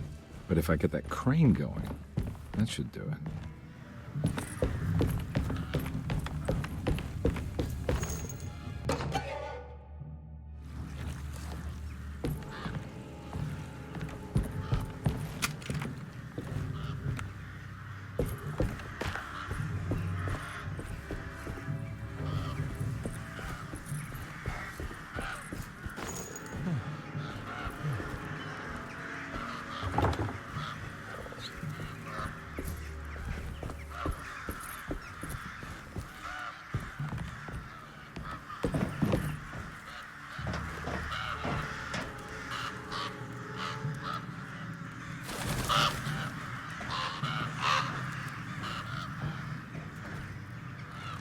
Ugh.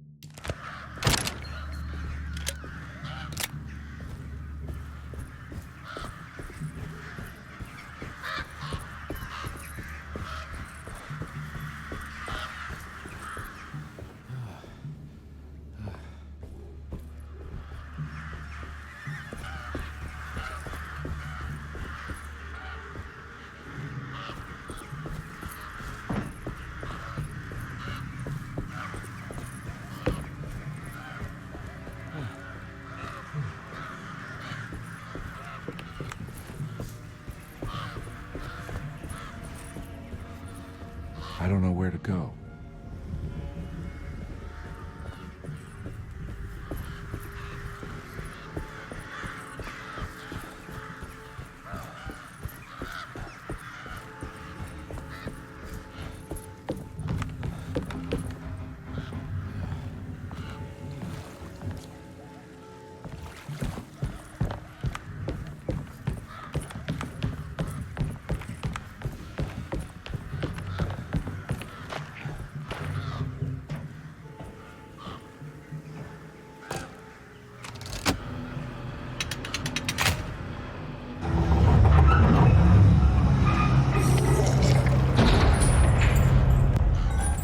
Hold on.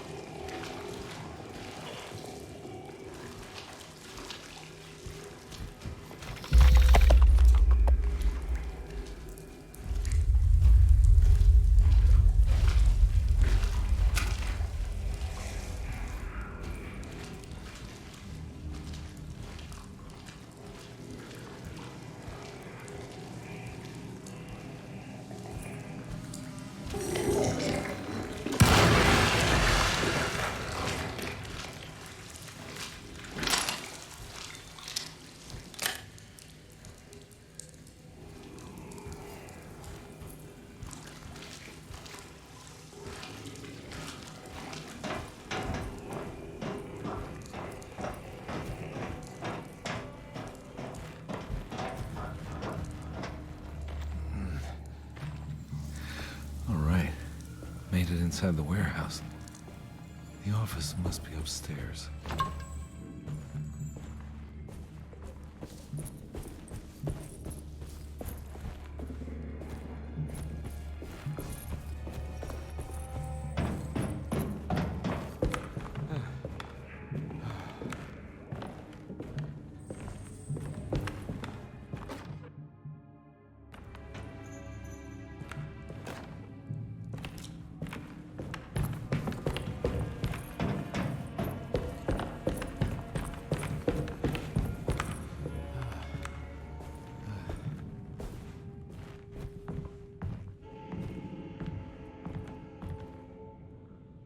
Hey, I always wanted to try one of these.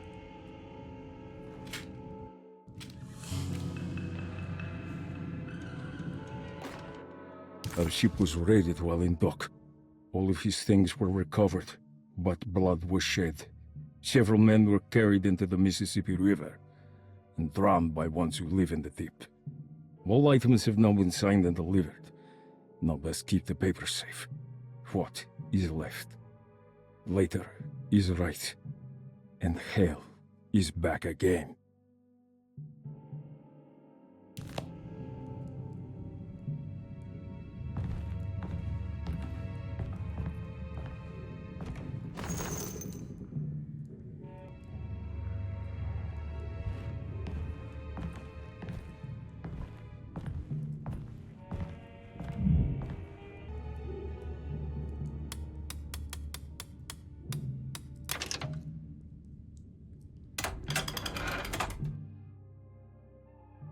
Cargo Manifesto, September 19th, 1892.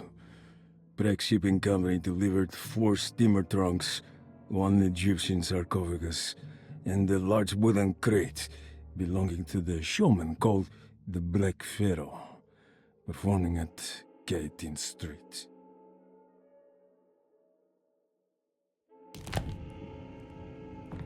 Here we go. The address where Jeremy first encountered the Dark Man.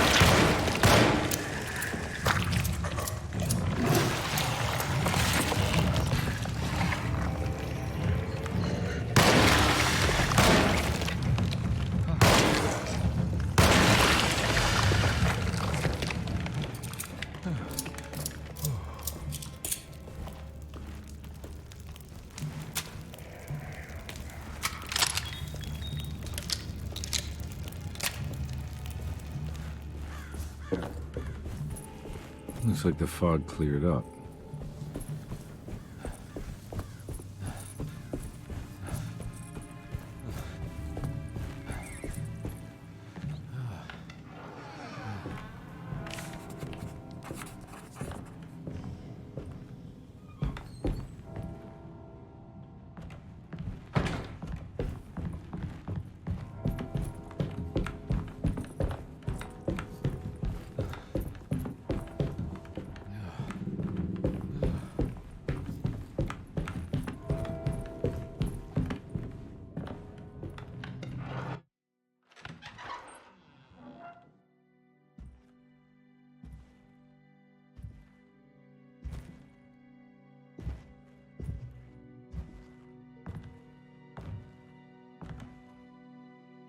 You want to tell me what this is all about?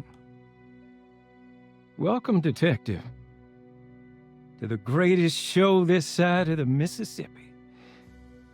Nyarlathotep, the Black Pharaoh, the ancient magician who lived 1,000 lives and wore 1,000 masks. I can see why you settled on calling him the Dark Man. Saves your breath. So, you got scared by a stage magician, and now he's living inside your head. You can mock me, Detective, but you would be the crazy one to think his presence can be ignored. Look where we are!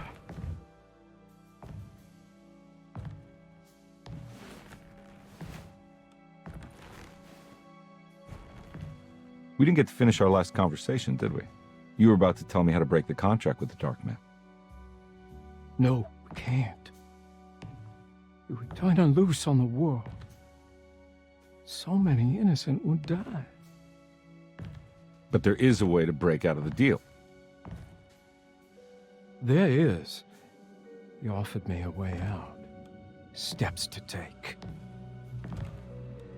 What are they? You'll never find them. They're forever entombed in his sunken desert temple. Jeremy, I'm not your enemy. Tell me where to go. How do I find the temple? No, we can't. I have to make this sacrifice. God damn it, Jeremy. I'm gonna save you. Don't worry.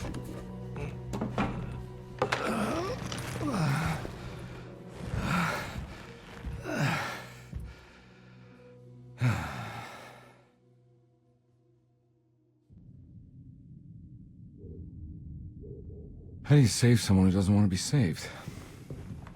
Well, he's gonna get saved no matter what. I just need to find the temple somehow.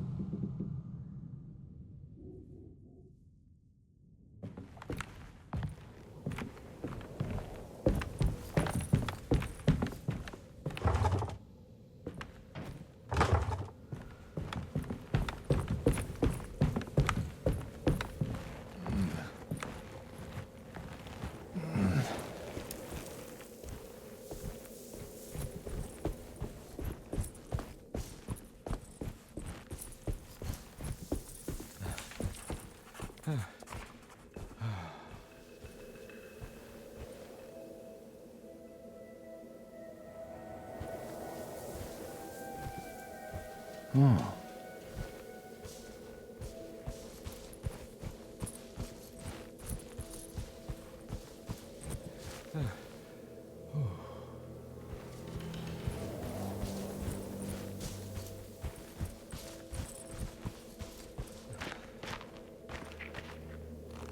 Ugh.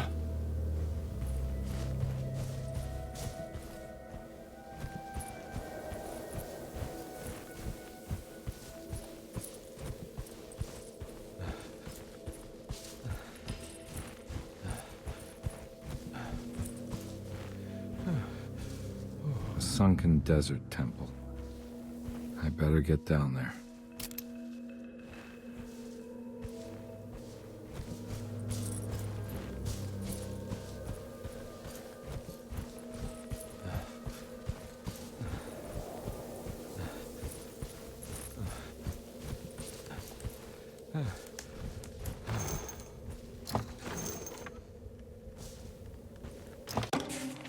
The Temple of Nephron-Ka lies under our camp. Despite all efforts, that unholy site did not collapse, but sink beneath the sand.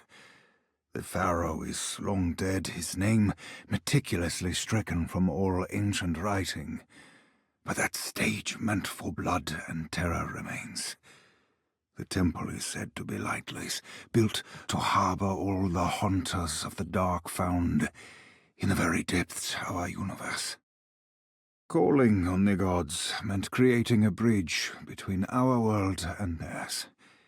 The terrible Aldebaran of Taurus, the Black Sun, was seen as the most important star in the night sky. Because, according to the Kitab al-Azif, it was said to be the home of that crawling chaos known as Nyarlathotep. Through ancient mechanisms, it was said that the priests could open shafts channeling the light emitted by that strange stone called the Shining Trapezohedron.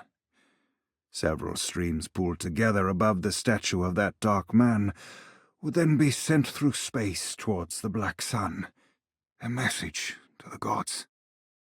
The gifts bestowed on the sender are completely undocumented, but often assumed to involve dark blood pacts, where souls are traded for malicious miracles.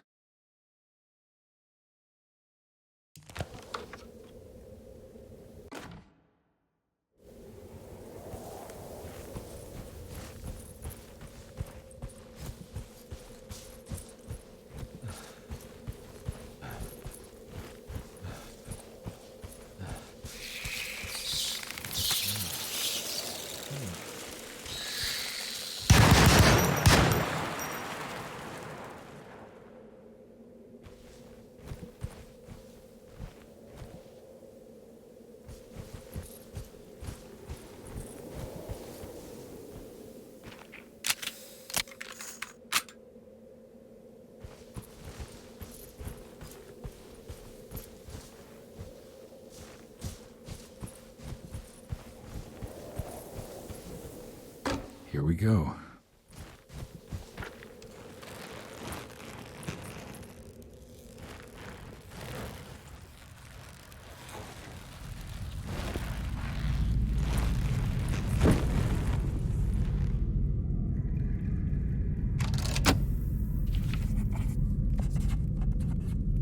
It's the star constellation from one of Jeremy's books.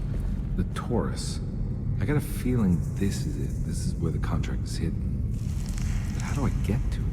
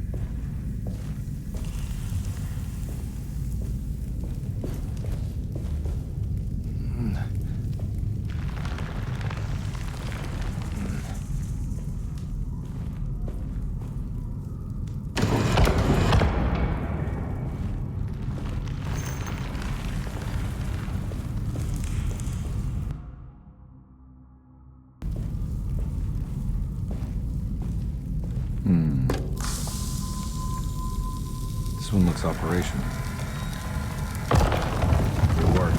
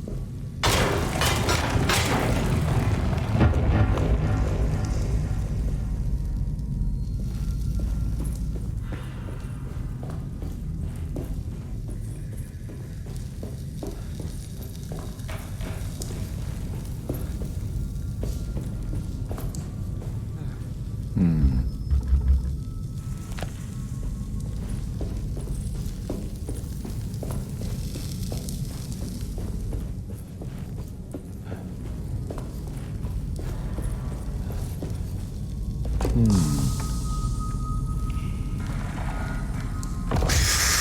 work.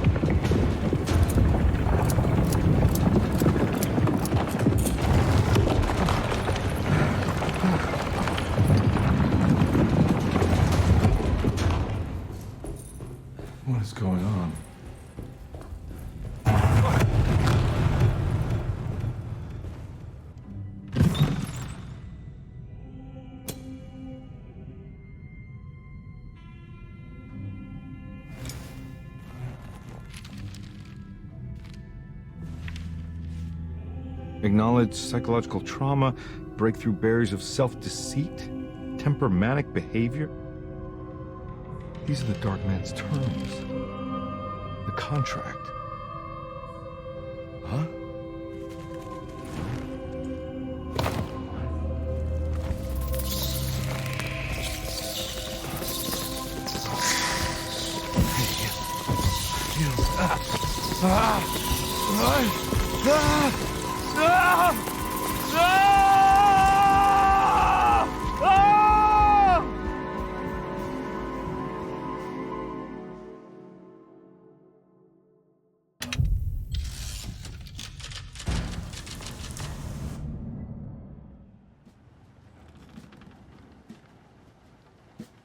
Hey. Hey, detective?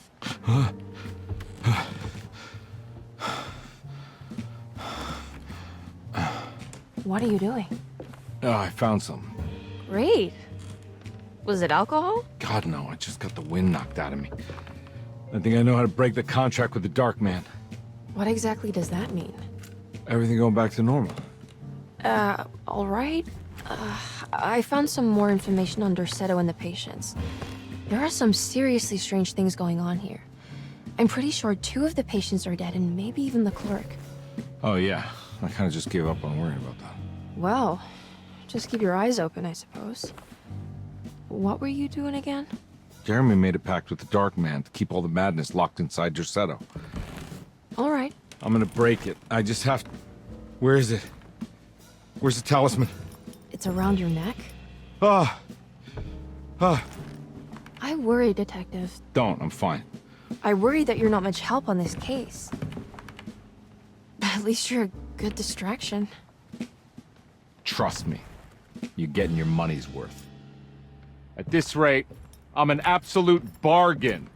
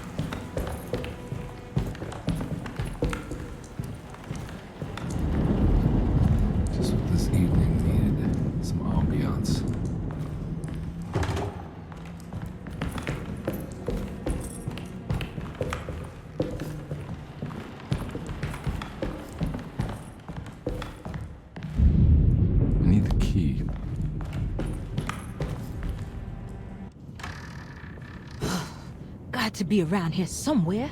He wouldn't leave this house. I don't know what to think anymore. You run into that Detective Bella? Who is he? Can he be trusted? I think he one of the good guys. Well, you know, like us. Will he be all right with her coming? Praise the mother. He don't need to know about all that.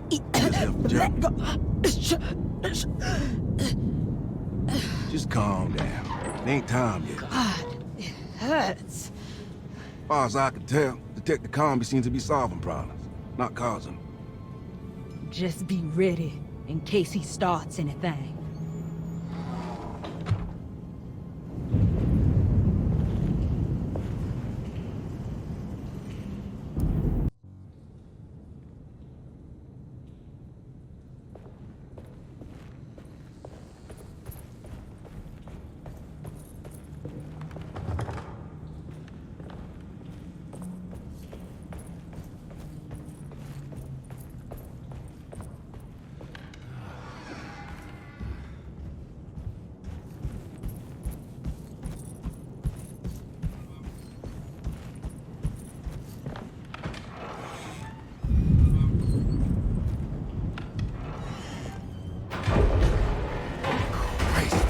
What was that?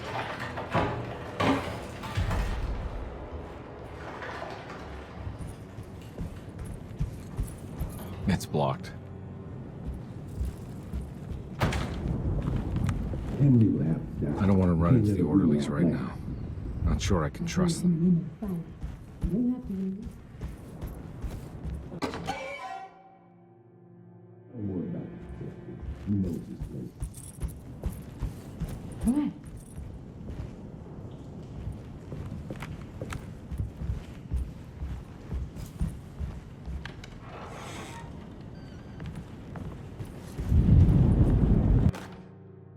Lunacy and the Astarte Artist Colony, a monograph by Yael Klein.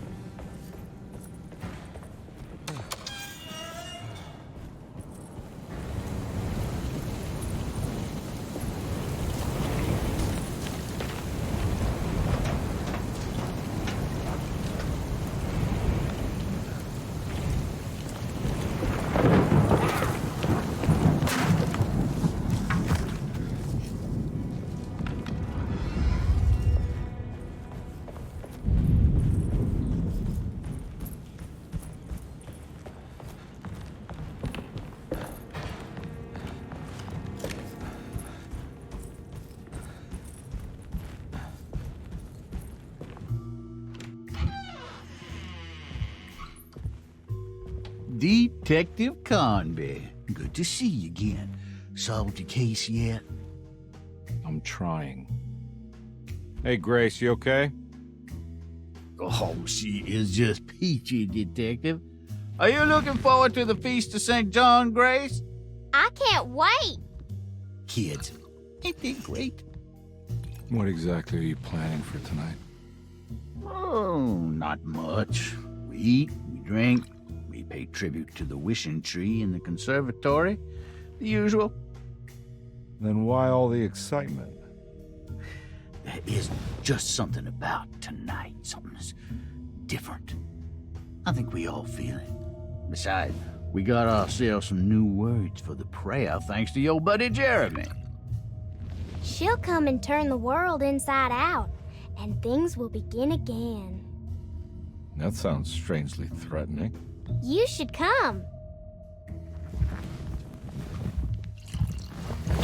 Oh, God damn it, Grace. Stay put for once.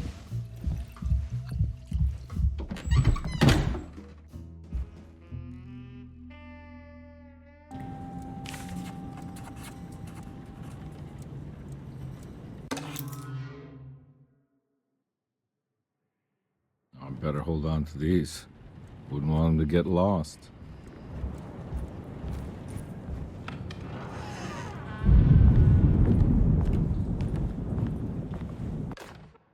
Jeremy knew that the only one who could help him now was the guest in room number 3. The room seemed to have been empty for so long. But that wasn't allowed to be true. The story needed to be different. To include something from the outside, he would bring the guest back to room 3 and show them what was in that safe. 913. But those were not the right numbers. That was the combination for the safe in the clerk's office.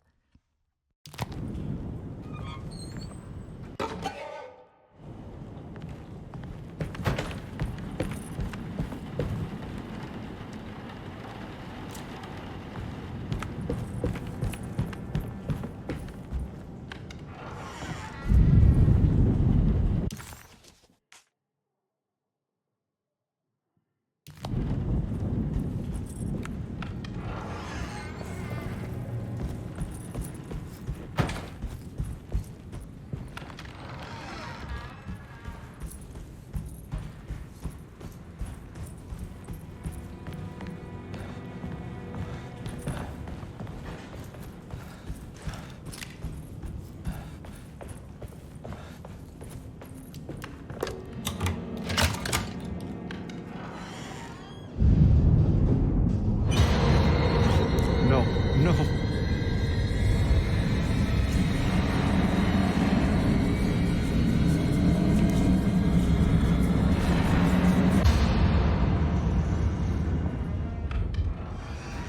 Surprisingly neat. Maybe I've been selling that old barfly short.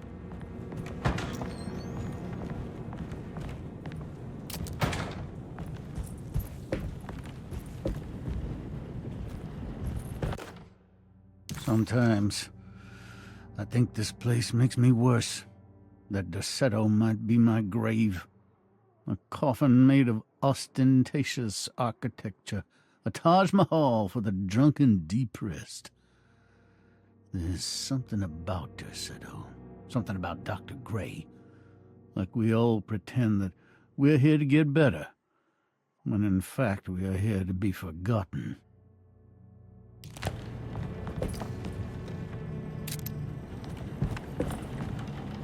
Looks like McCarthy has something hidden inside.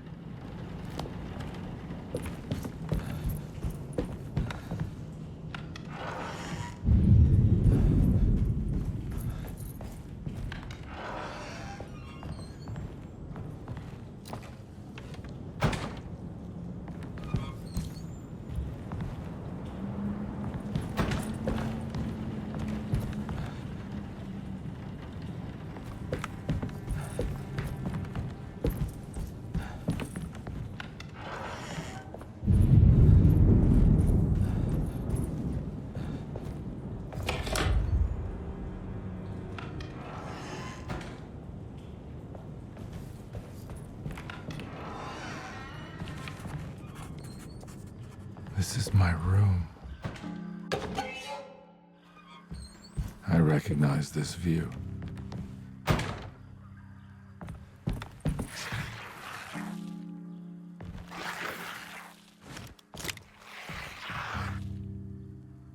I know that number. Where's that from? I did this. I wrote that.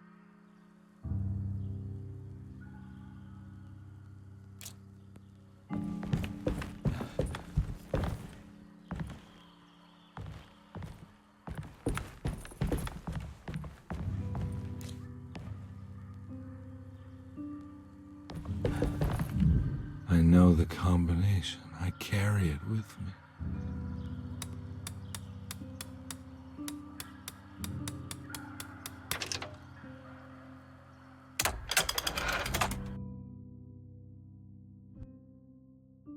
Detective, I have made many discoveries in my case.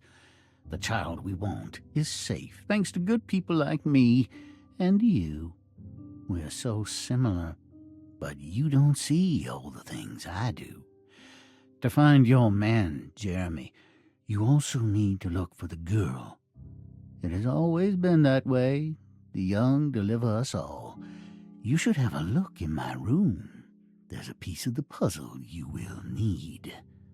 Take care now. My coffee.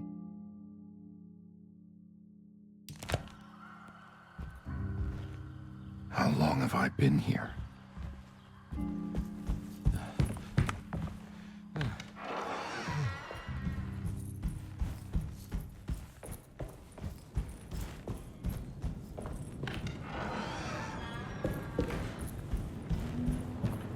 Looks like McCarthy has something hidden inside.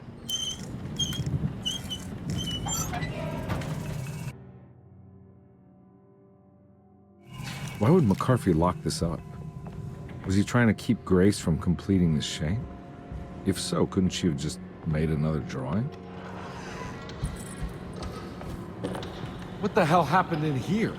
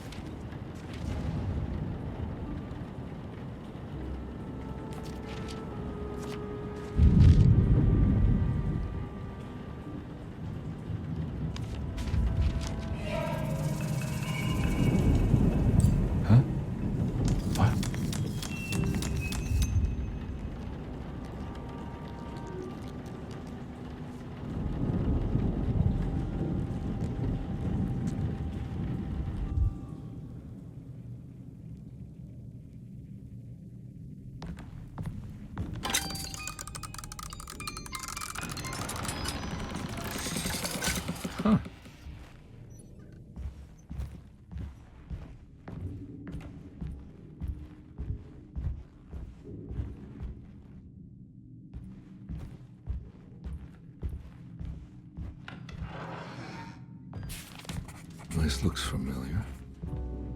How am I back at the office? Jeremy's never been here.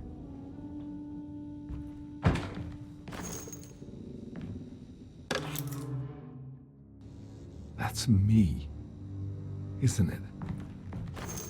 How long had it been since I drowned myself in drink and depression? It had all felt so peaceful, slipping away into oblivion. A welcoming, dark voice wrapped around my mind like a heavy blanket. It turned off suddenly as I woke up from the sound of my office door closing shut. A messenger had left a telegram from Mrs. Saunders. She had a lead on where to find her husband and her kidnapped daughter.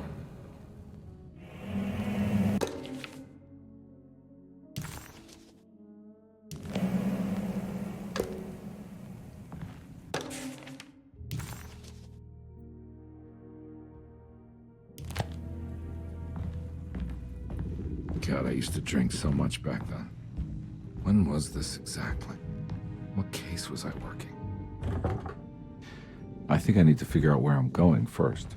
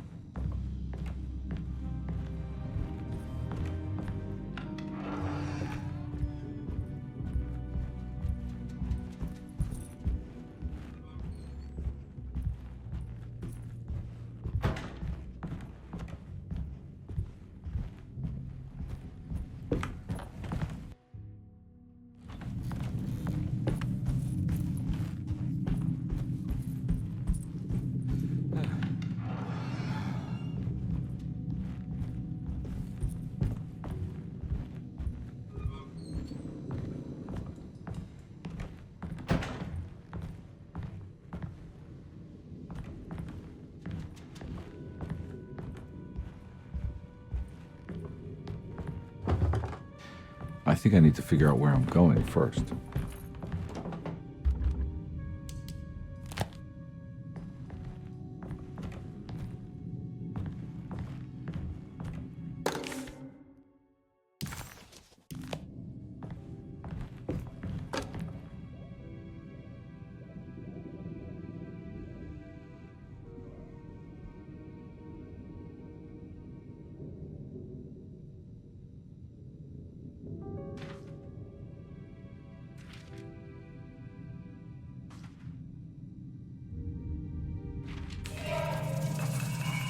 I remember this case. Some kid got taken by her father, headed out of state, but he had made a mistake by selling a painting that his wife actually cared about to a collector named Thornhill to fund his venture. That's how I tracked him down. At least I think so.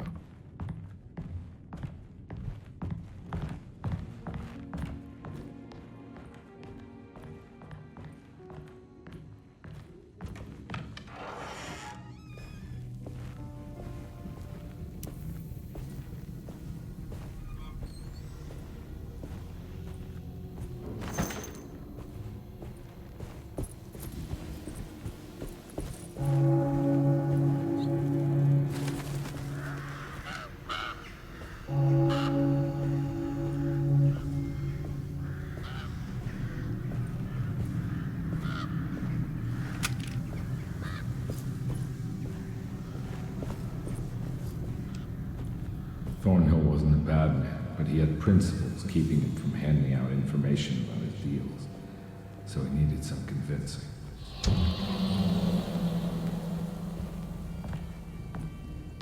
Well, every case can't be squeaky clean.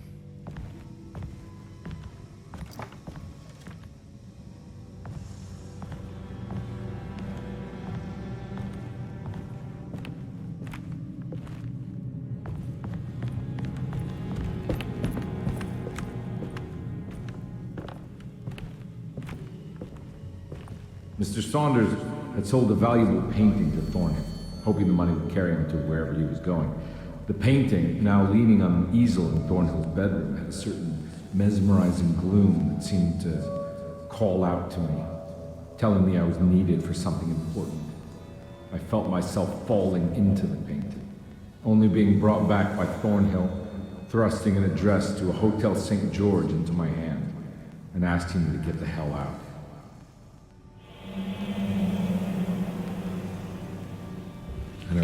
this at all. But I can't say it didn't happen.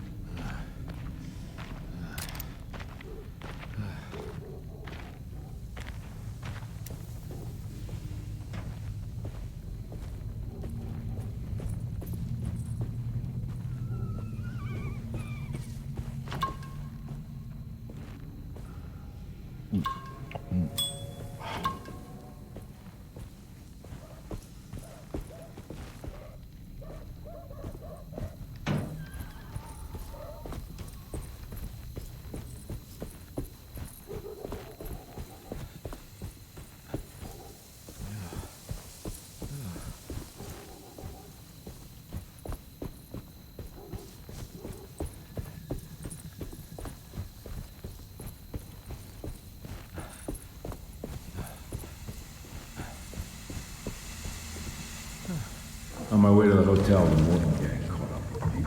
I owed them money, a lot of it. I can't remember what for, probably some dumb gambling debt growing in size for each payment missed. I punched one of them out, and I sent the others packing. It was a stupid move. They'd be back.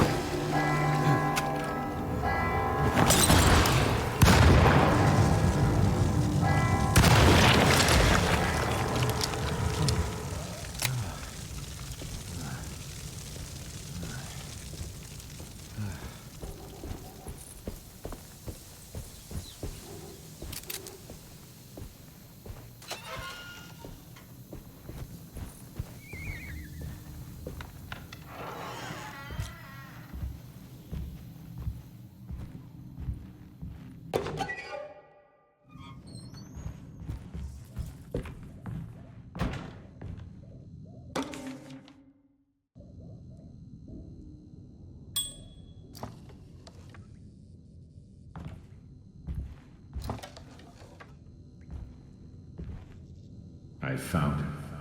In the hotel ledger, I recognized the handwriting of the signature, Ted Stryker. It was him. I could feel it. It was the kidnapper I was hunting. I put on my knuckles and hurried up to his room.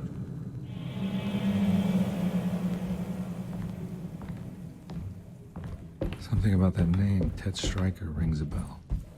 Feels vaguely familiar.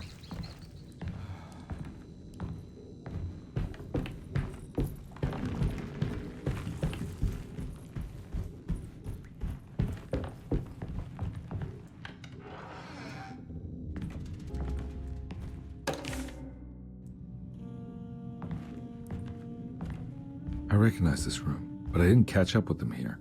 I must have followed them. But where?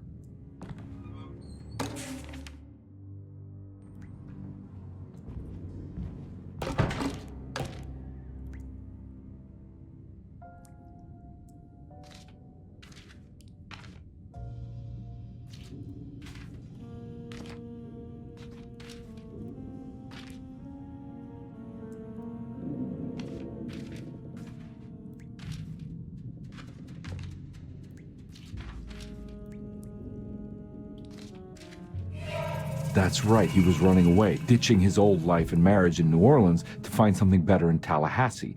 And he took his daughter with him against the will of the mother. That's why she hired me. But I stopped him. I caught up with him at the Pearl River Bridge.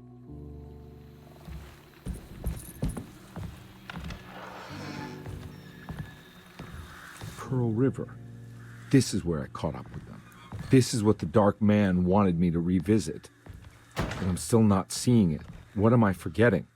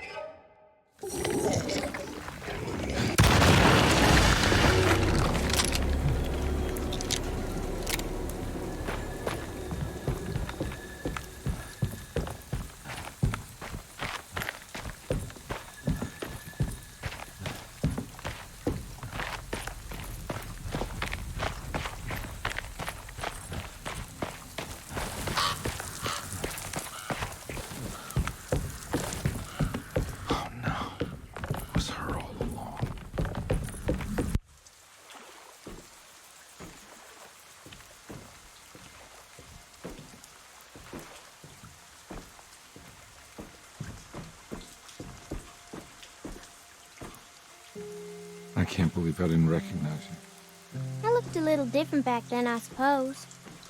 Was any of this real? How do you mean? This day, just... so much is happening. I can't... I think I've lost my head. Do you need me to apologize? I mean... I am sorry. I don't think I need to begin to explain. You're just a kid, Grace. I'm really sorry. I didn't mean for it to happen. Lies.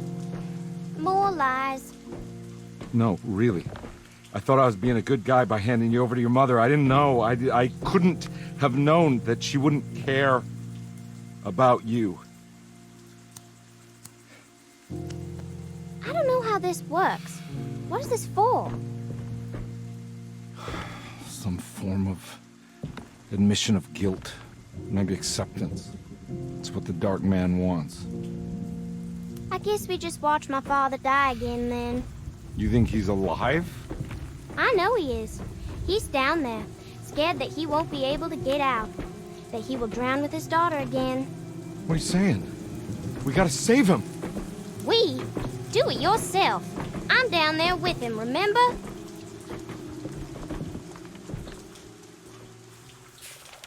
Can I really save them? This all happened so long ago.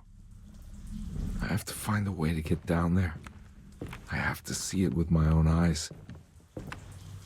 There was a boat at the house where I entered. If I can raise the bridge, I should be able to get to the car.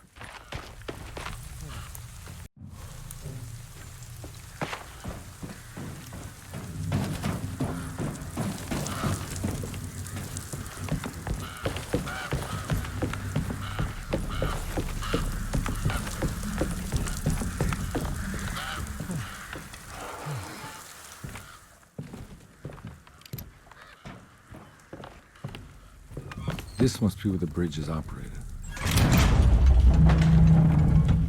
Nothing's happening. It's like something's holding it back.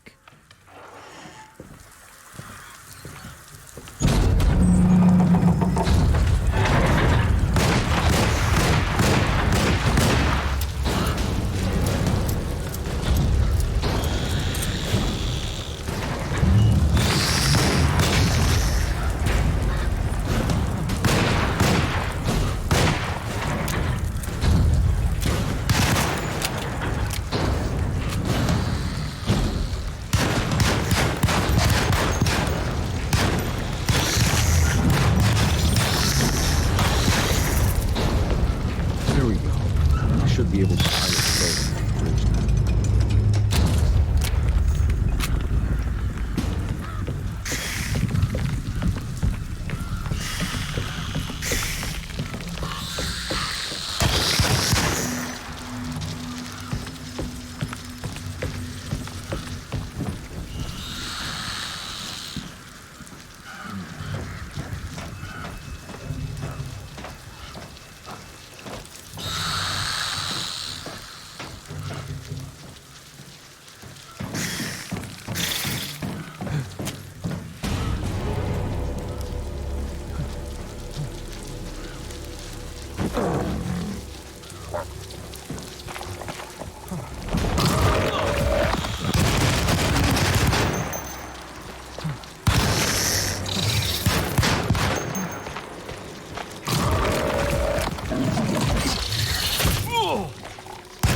I'm all out of bullets.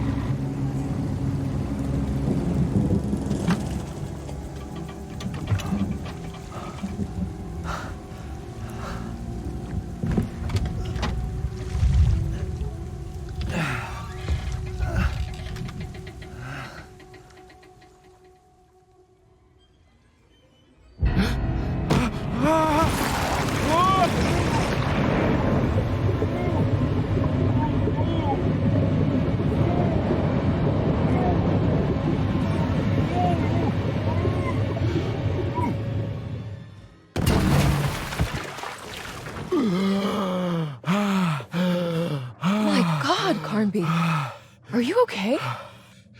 Don't leave me alone. What the hell have you been doing? What's going on here? Look at this mess! I'm sorry, Mrs. Thompson. Don't make me kick you out of this house. Now get out!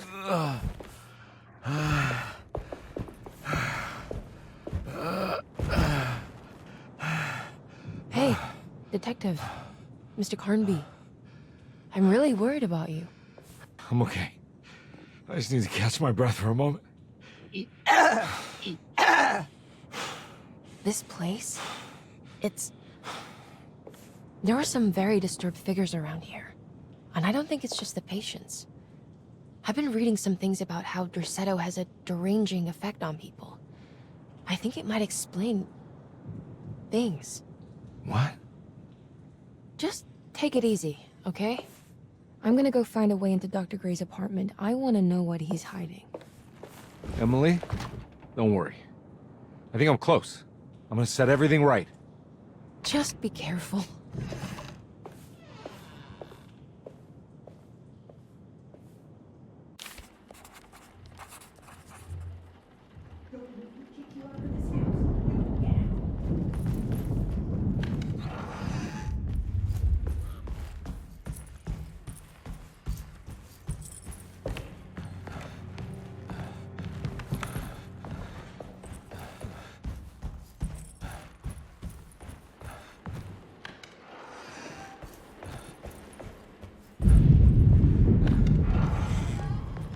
There must be a spare key to Dr. Gray's office in here somewhere. I don't have the combination for this. But maybe Jeremy did.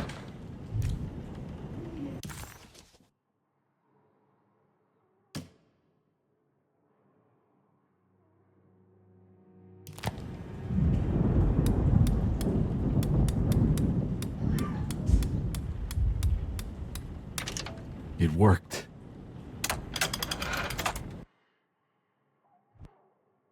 The last guest in the empty room suffered from severe maladaptation. I must write this down, because if I understand the condition sufficiently, it could make me deny this fact at a later date, and there is reason for me to think I may come to suffer the consequences from this dysfunction, as some who came in contact with the guest seemed to adopt a new worldview in which everything was predetermined but broken. Upon accepting this worldview, some memories became unmanageable and later rejected. I do not know what this means. I cannot even remember the fate of the guest. I think they were simply misplaced one day and forgotten. Just like all documents pertaining to this guest, they have all been destroyed, or they never existed in the first place. Who wrote this? There has never been a guest in the empty room.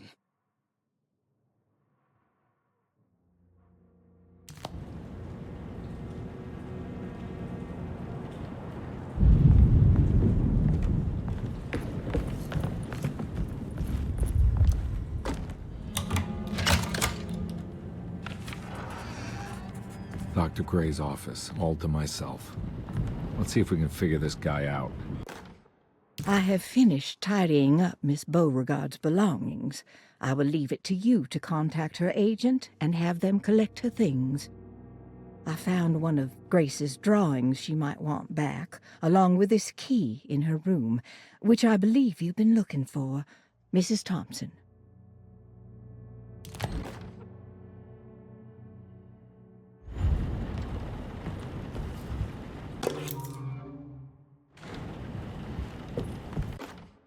Dearest Dr. Manzetti, I find myself in a losing battle with my patient.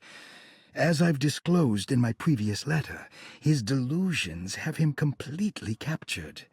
It's bad enough that he is torturing himself with paranoia, but his madness turns out to be quite persuasive to others, effectively laying the ground for mass delusion.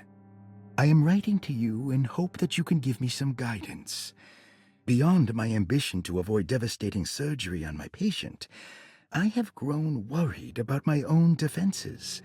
The words of my patient are deranged, yet they often resonate with something primitive within me. I have tried photographing his brain with X-rays. It was surprisingly difficult to get good results. Dark blotches on the plates kept obscuring all details. My patient looked at the bad plates and cried out in terror, telling me the dark areas was the shadow of the worm, eating him from inside. I could not see anything out of the ordinary. I hope this is a sign that my mind is not as receptive to the madness as I had feared. After further inquiry, my patient described the shadows inside his mind as some kind of chthonic monstrosity that wants to undermine his sanctuary.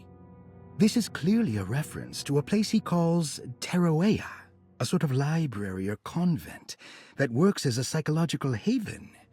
With this imaginary haven threatened by this Chthonian, he has now constructed another, less pleasant hiding spot.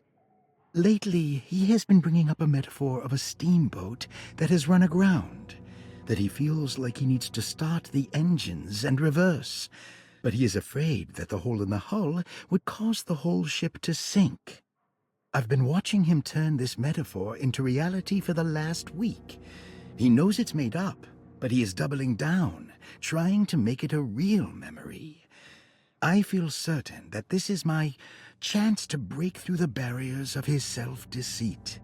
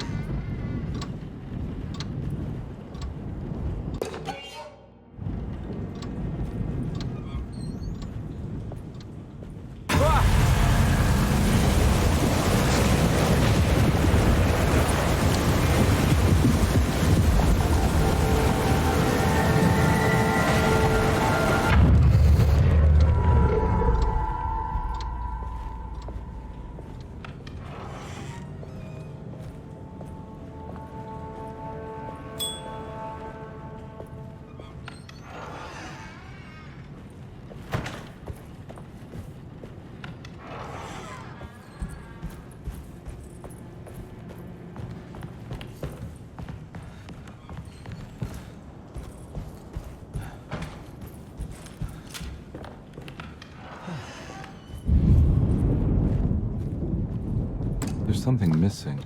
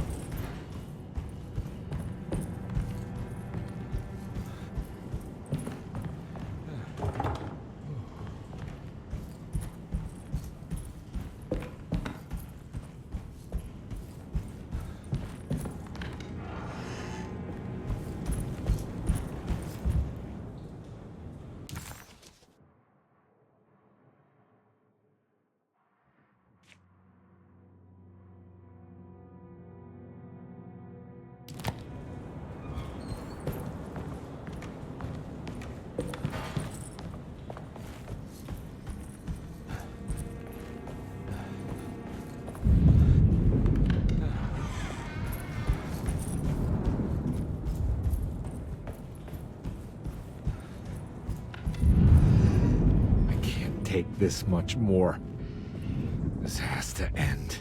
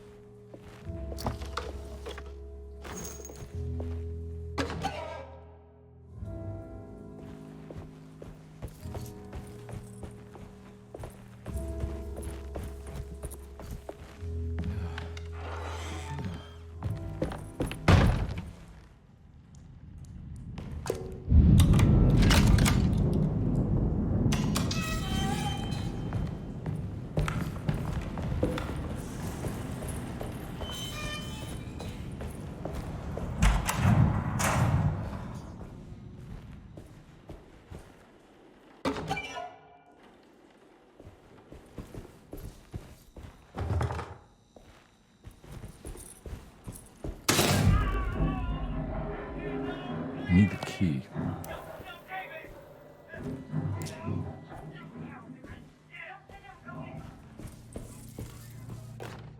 Radiography. Patient Jeremy Hartwood. Date June 14, 1930. Plates. Jeremy's skull proved difficult to capture properly. Partial radiographs worked best. A complete picture of the brain can be assembled by piecing 3 plates together. Observations. Even when looking at an assembled version, a shadow covers significant parts of Jeremy's brain. Possible tumor, but more likely that the equipment is failing. Jeremy reacted strongly to the pictures and claimed to see a giant clay worm eating and displacing his memories. Notes. While this exercise has left me nowhere closer to an answer, I feel confident that a Burkhardt lobotomy should sever all necessary parts. Hypothetical psychosurgery based on the ideas by Burkhardt and the St. Petersburg research could end up saving Jeremy's mind. Severing the connections around the frontal lobe would certainly solve most mental afflictions. The procedure would be brutal in performance, as well as in efficiency. An ice pick pushed through the edge of the eye and into the skull would untether the nerves like Alexander cutting the Gordian knot. As this would likely leave Jeremy in a very different condition, all other paths should first be explored. The medical instrument I would need for this lobotomy is missing, and I should have Waits order a new one.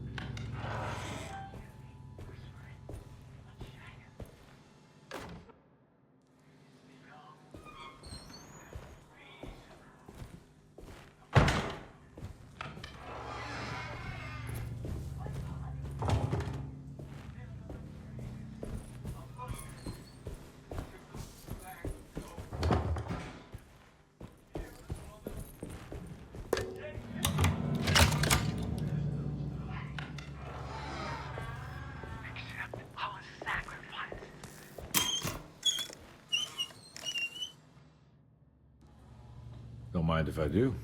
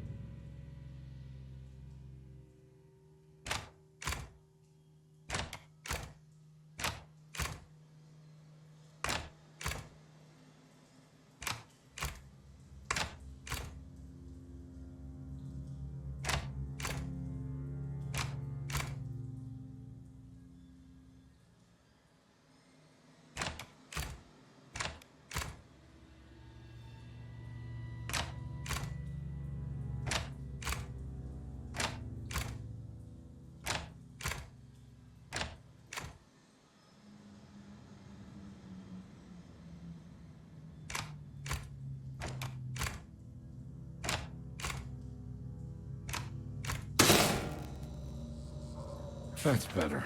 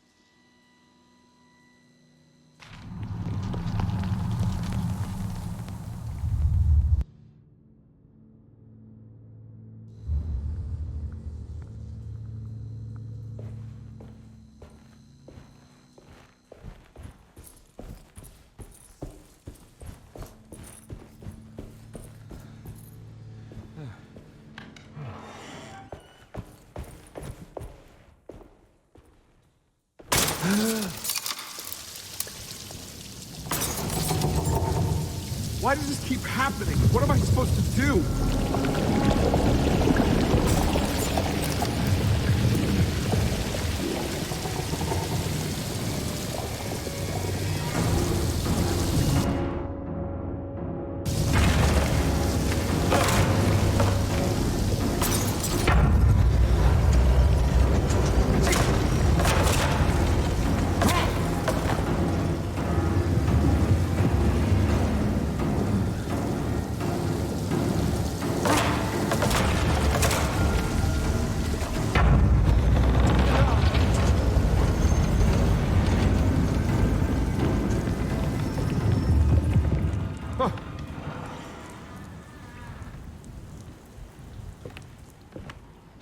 And we're back here.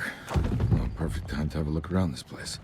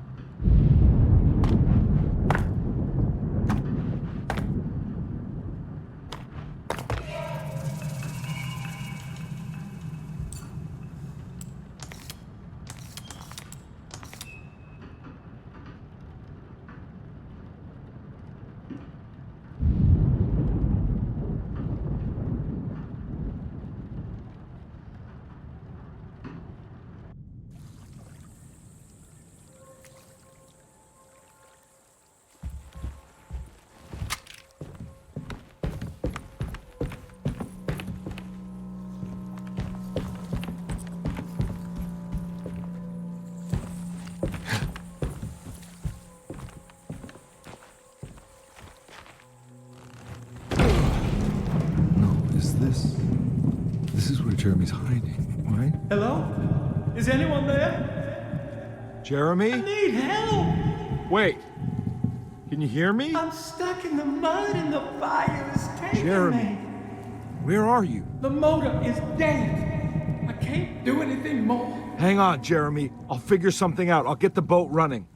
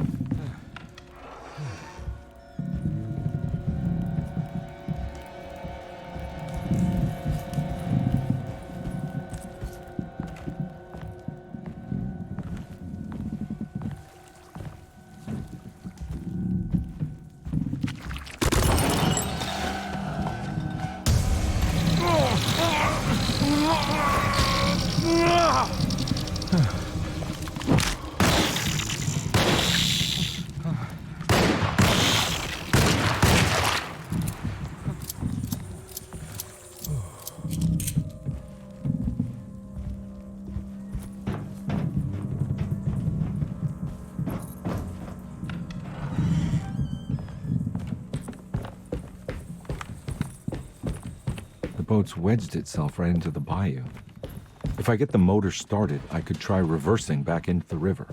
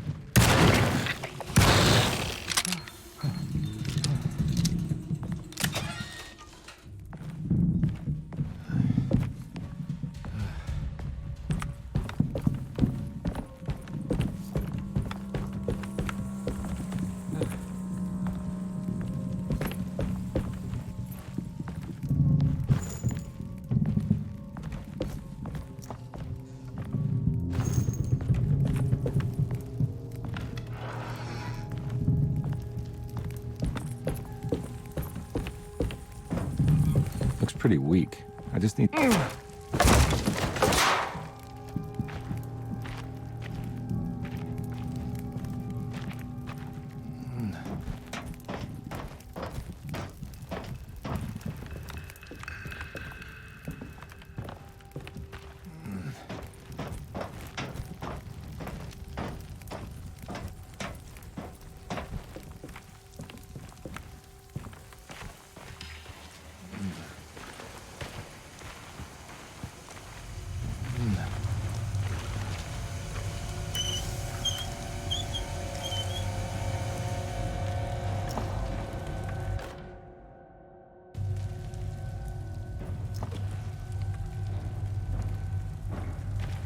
This definitely needs fuel.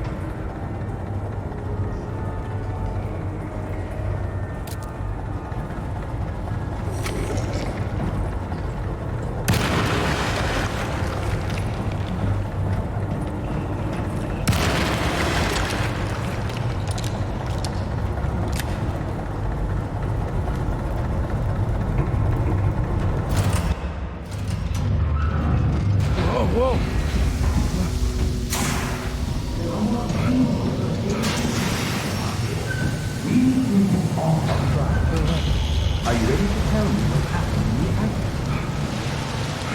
I put a rope around my neck, and then I strangled all life from my body. Are you under the impression that you died? Yes. No. I was supposed to die. What does that mean? That you were supposed to die. I'm the catalyst. I had to die to make the story happen. What story? What are you referring to, Jeremy? 30 years ago, Frederic needed me to die. You're not making any sense, Jeremy. Find your focus. Hey! I cheated everyone. I didn't play my part. Hey! I escaped my doom. My destiny. Again, find your focus. Hey, I'm right here. What the hell is going on? Now everything is wrong. Nothing is in place. Hey! I'm right here! Calm down, Mr. Conby. What do you want? Were you not talking to Jeremy right now? I haven't seen Jeremy all day. Are you all right, Detective? No. Actually, I don't think so. Well, maybe. I'm gonna go look for Jeremy. Good. Let me know if you find him.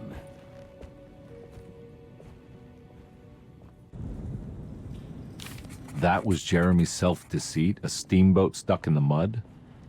I'm not gonna pretend I understand any of that. What a bunch of psychoanalytic nonsense.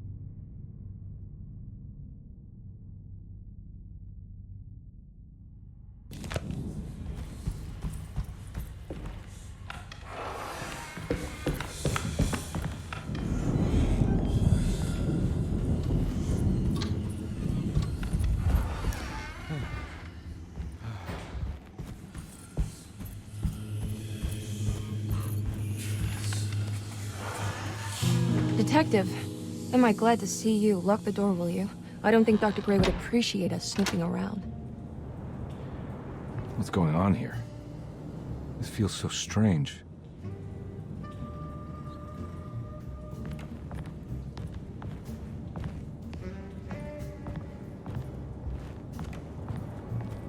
Have you found anything? What? Yeah, I've seen some things. Okay.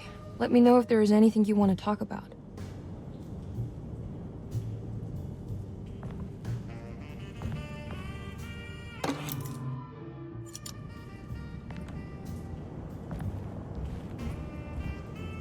You don't find this place strange?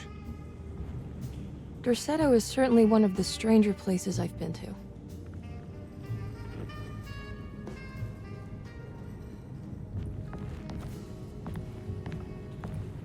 There's a book missing. What did you do? I was just rearranging the books. Well, come on, let's check it out.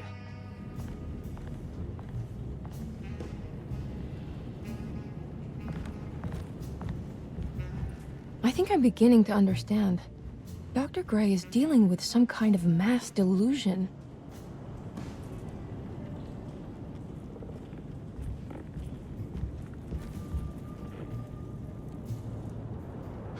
What were you saying about mass delusion? Derceto seems to have a deranging effect on people living close by. It has a history of creating cults devoted to some nature goddess. Even the name Derceto refers to the cult existing here before the Civil War. Derceto was the name of an ancient fertility goddess worshipped in Syria. Dr. Gray and his friends, however, seem to prefer the black goat of the woods with 1,000 young, or Shub-Nigroth. And that name can only have come from my uncle's twisted mind.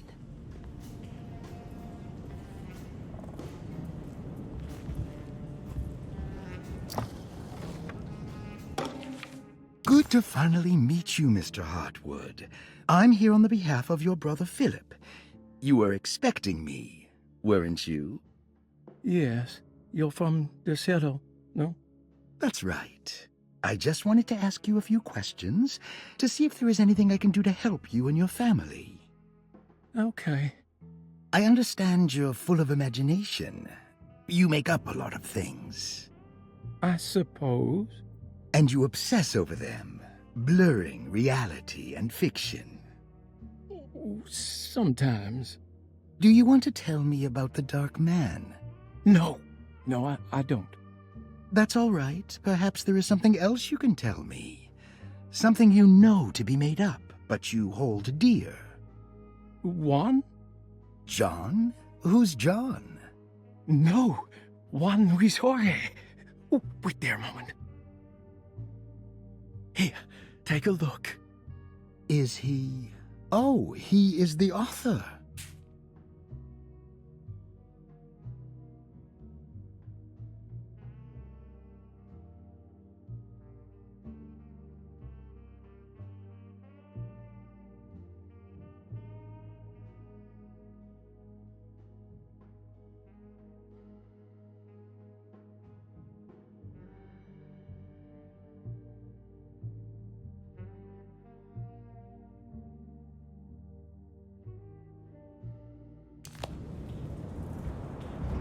That mark on the floor looks like talisman positions, but from which direction should I look at it?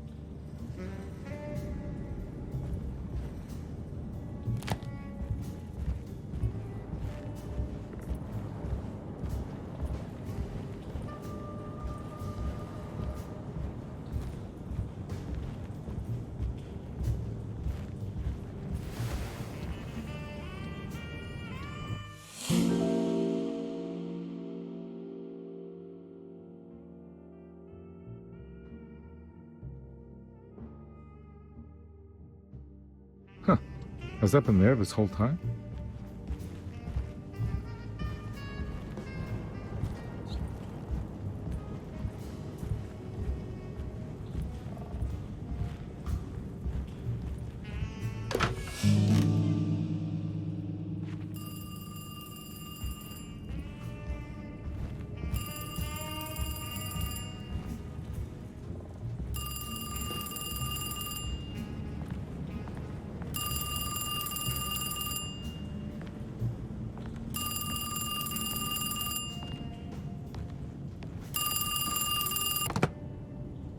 Hello? Detective Convy? Who is this? Jeremy? Jeremy is with the Dark Man. You can't save him. Well, I've done everything he wanted so far, and there's just one more thing on the list. I expect him to keep his promise and return Jeremy unharmed. Get out, Detective. While you still can.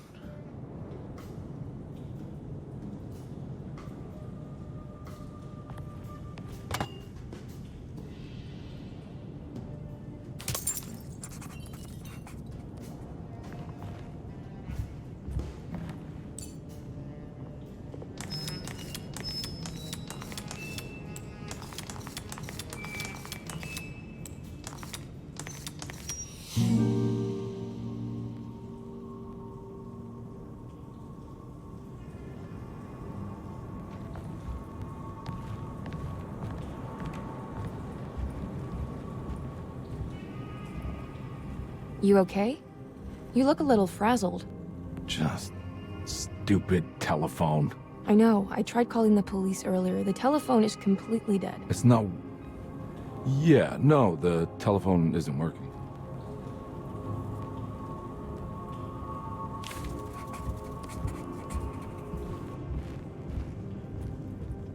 Miss Hartwood, I think you're gonna want to see this. Is there something in the closet? Yeah, there is. You don't see the very obvious gate leading to whatever Jeremy's madness is serving up next? I don't understand. Are you making some kind of fashion metaphor?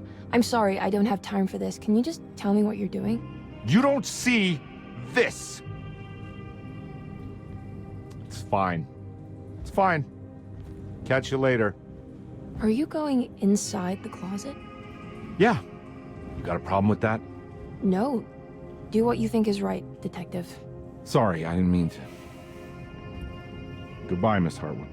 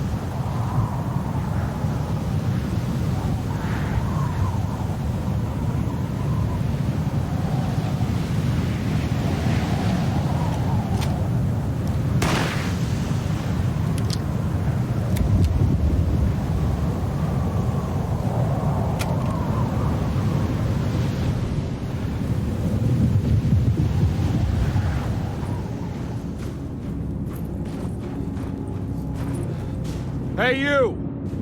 What are you doing here? What is this place? Turn back, detective. You're not wanted here. Whoa, take it easy. I'm not your enemy. Oh, you're wrong, detective. You're wrong.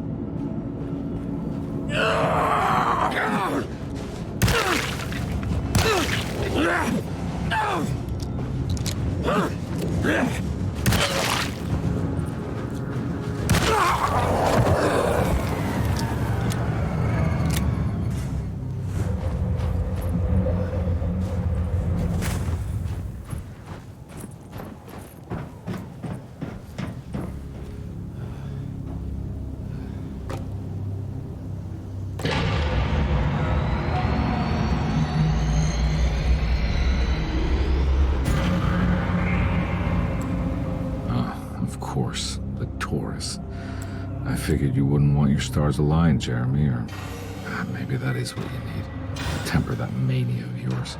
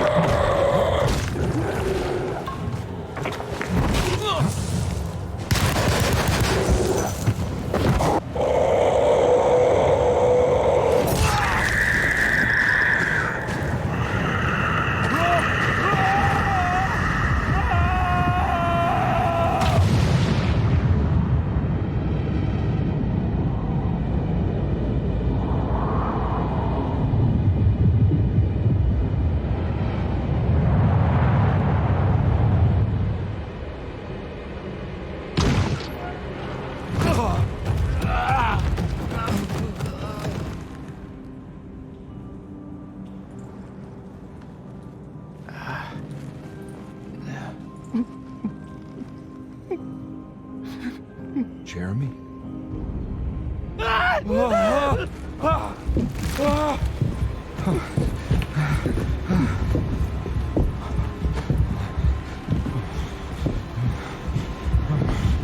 did everything Aren't you happy? Stupid charlatan. What more do you want from me?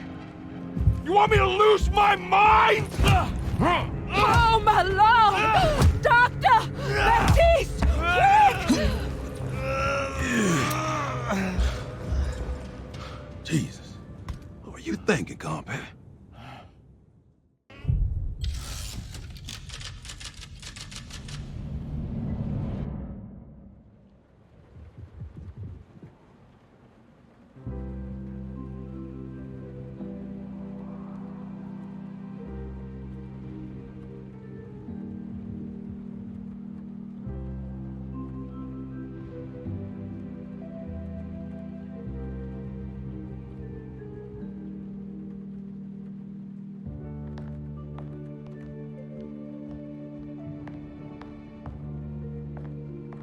You awake?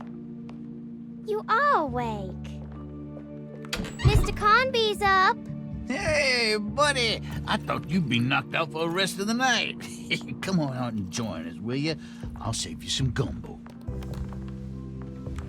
Good to have you back. You gave us all a good scare. What happened? You had a psychological breakdown.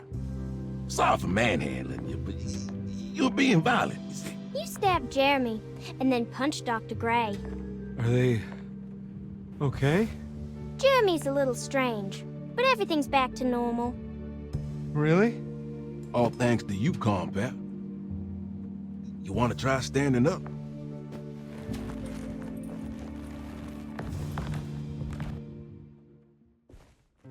Well, if it isn't the hero of the day. How are you feeling, Detective? Never better. How about you two? Hey, Jeremy, I didn't do too much damage, did I?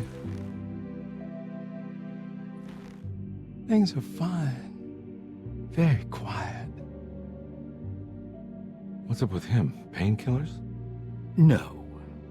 You see, despite you having the finesse of a one-eyed butcher, you managed to lobotomize dear Jeremy. I did what? It's actually quite impressive. It's not like I hadn't considered it myself. I just wish Jeremy could have been helped without reducing his personality to that of an oyster. But he's gonna live. Of course. As long as someone keeps feeding him, he'll outlive the best of us.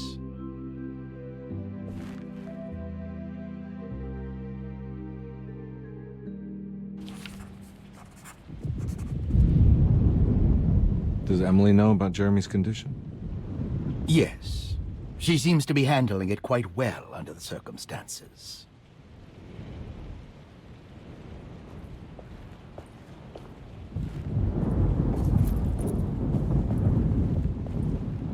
Hey, Ruth.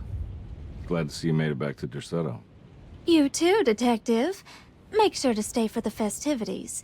It's no Mardi Gras, but it ain't bad.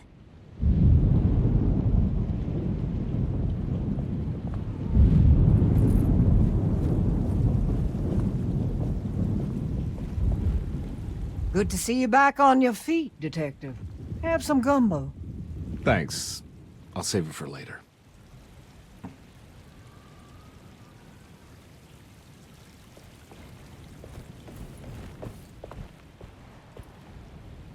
What are you looking for? Just keeping an eye out for the storm. Radio says it could be a wild one.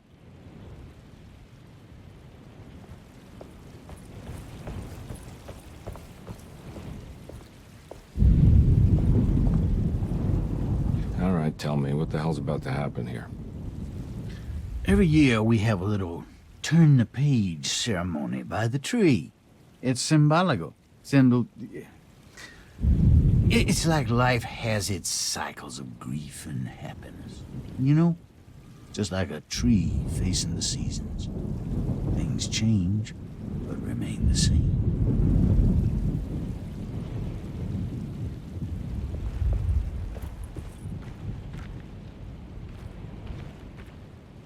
Hey, kid.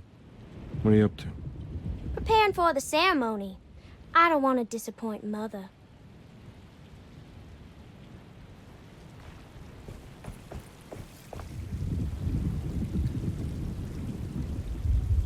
that is one impressive tree. More impressive than you could ever imagine.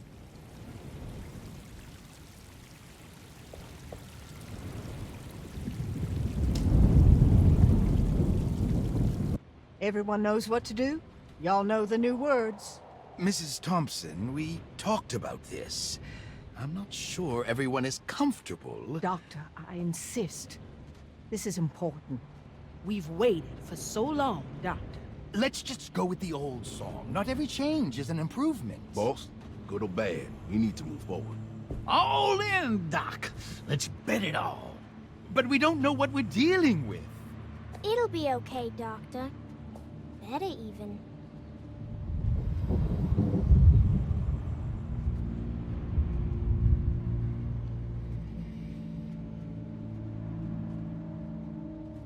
Ever there praises and abundance to the black goat of the woods. Hear us, mother. Take pity on us. Take pity on us. Ever there praises and abundance to the black goat of the woods. On us. Hear us, mother, and take pity on us. Take pity on us. Mother, and take pity. Ever there praise and abundance to the black goat of the woods. Hear us, mother, and take pity on us. Accept our sacrifice and judge Stop! Are you crazy? This here's what needs to happen, Carpet. Grace, stop! Yeah! Shoot the ground! Yeah! Shoot the ground! Go!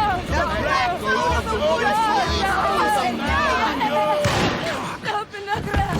Yeah! Stop in the ground! Get my uncle out of here!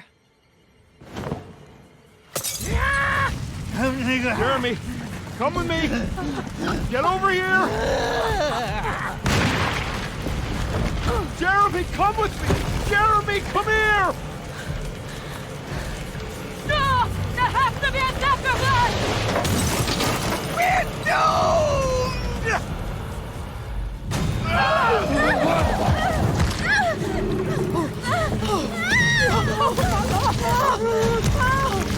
Jeremy! Come on.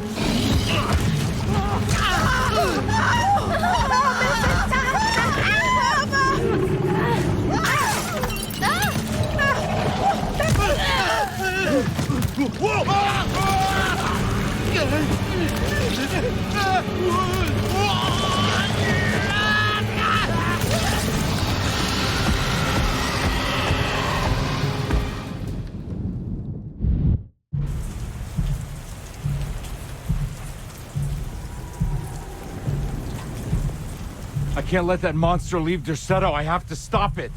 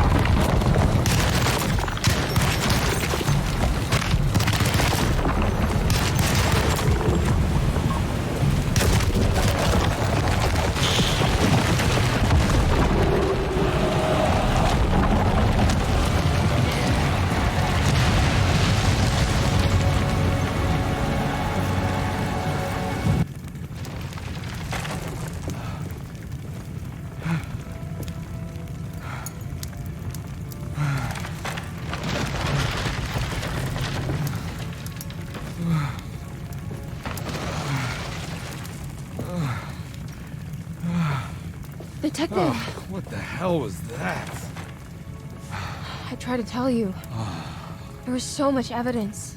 Their devotion to the Black Goat was like nothing I've ever seen before. I felt so dumb believing any of it, but I'm glad I did. Are you okay? Everything is out of order. This isn't the way the story goes. I shouldn't be alive. Yeah. Oh, you're welcome, buddy. How are you doing, sweetie? I kinda like it. You ruined everything, but I'm not mad.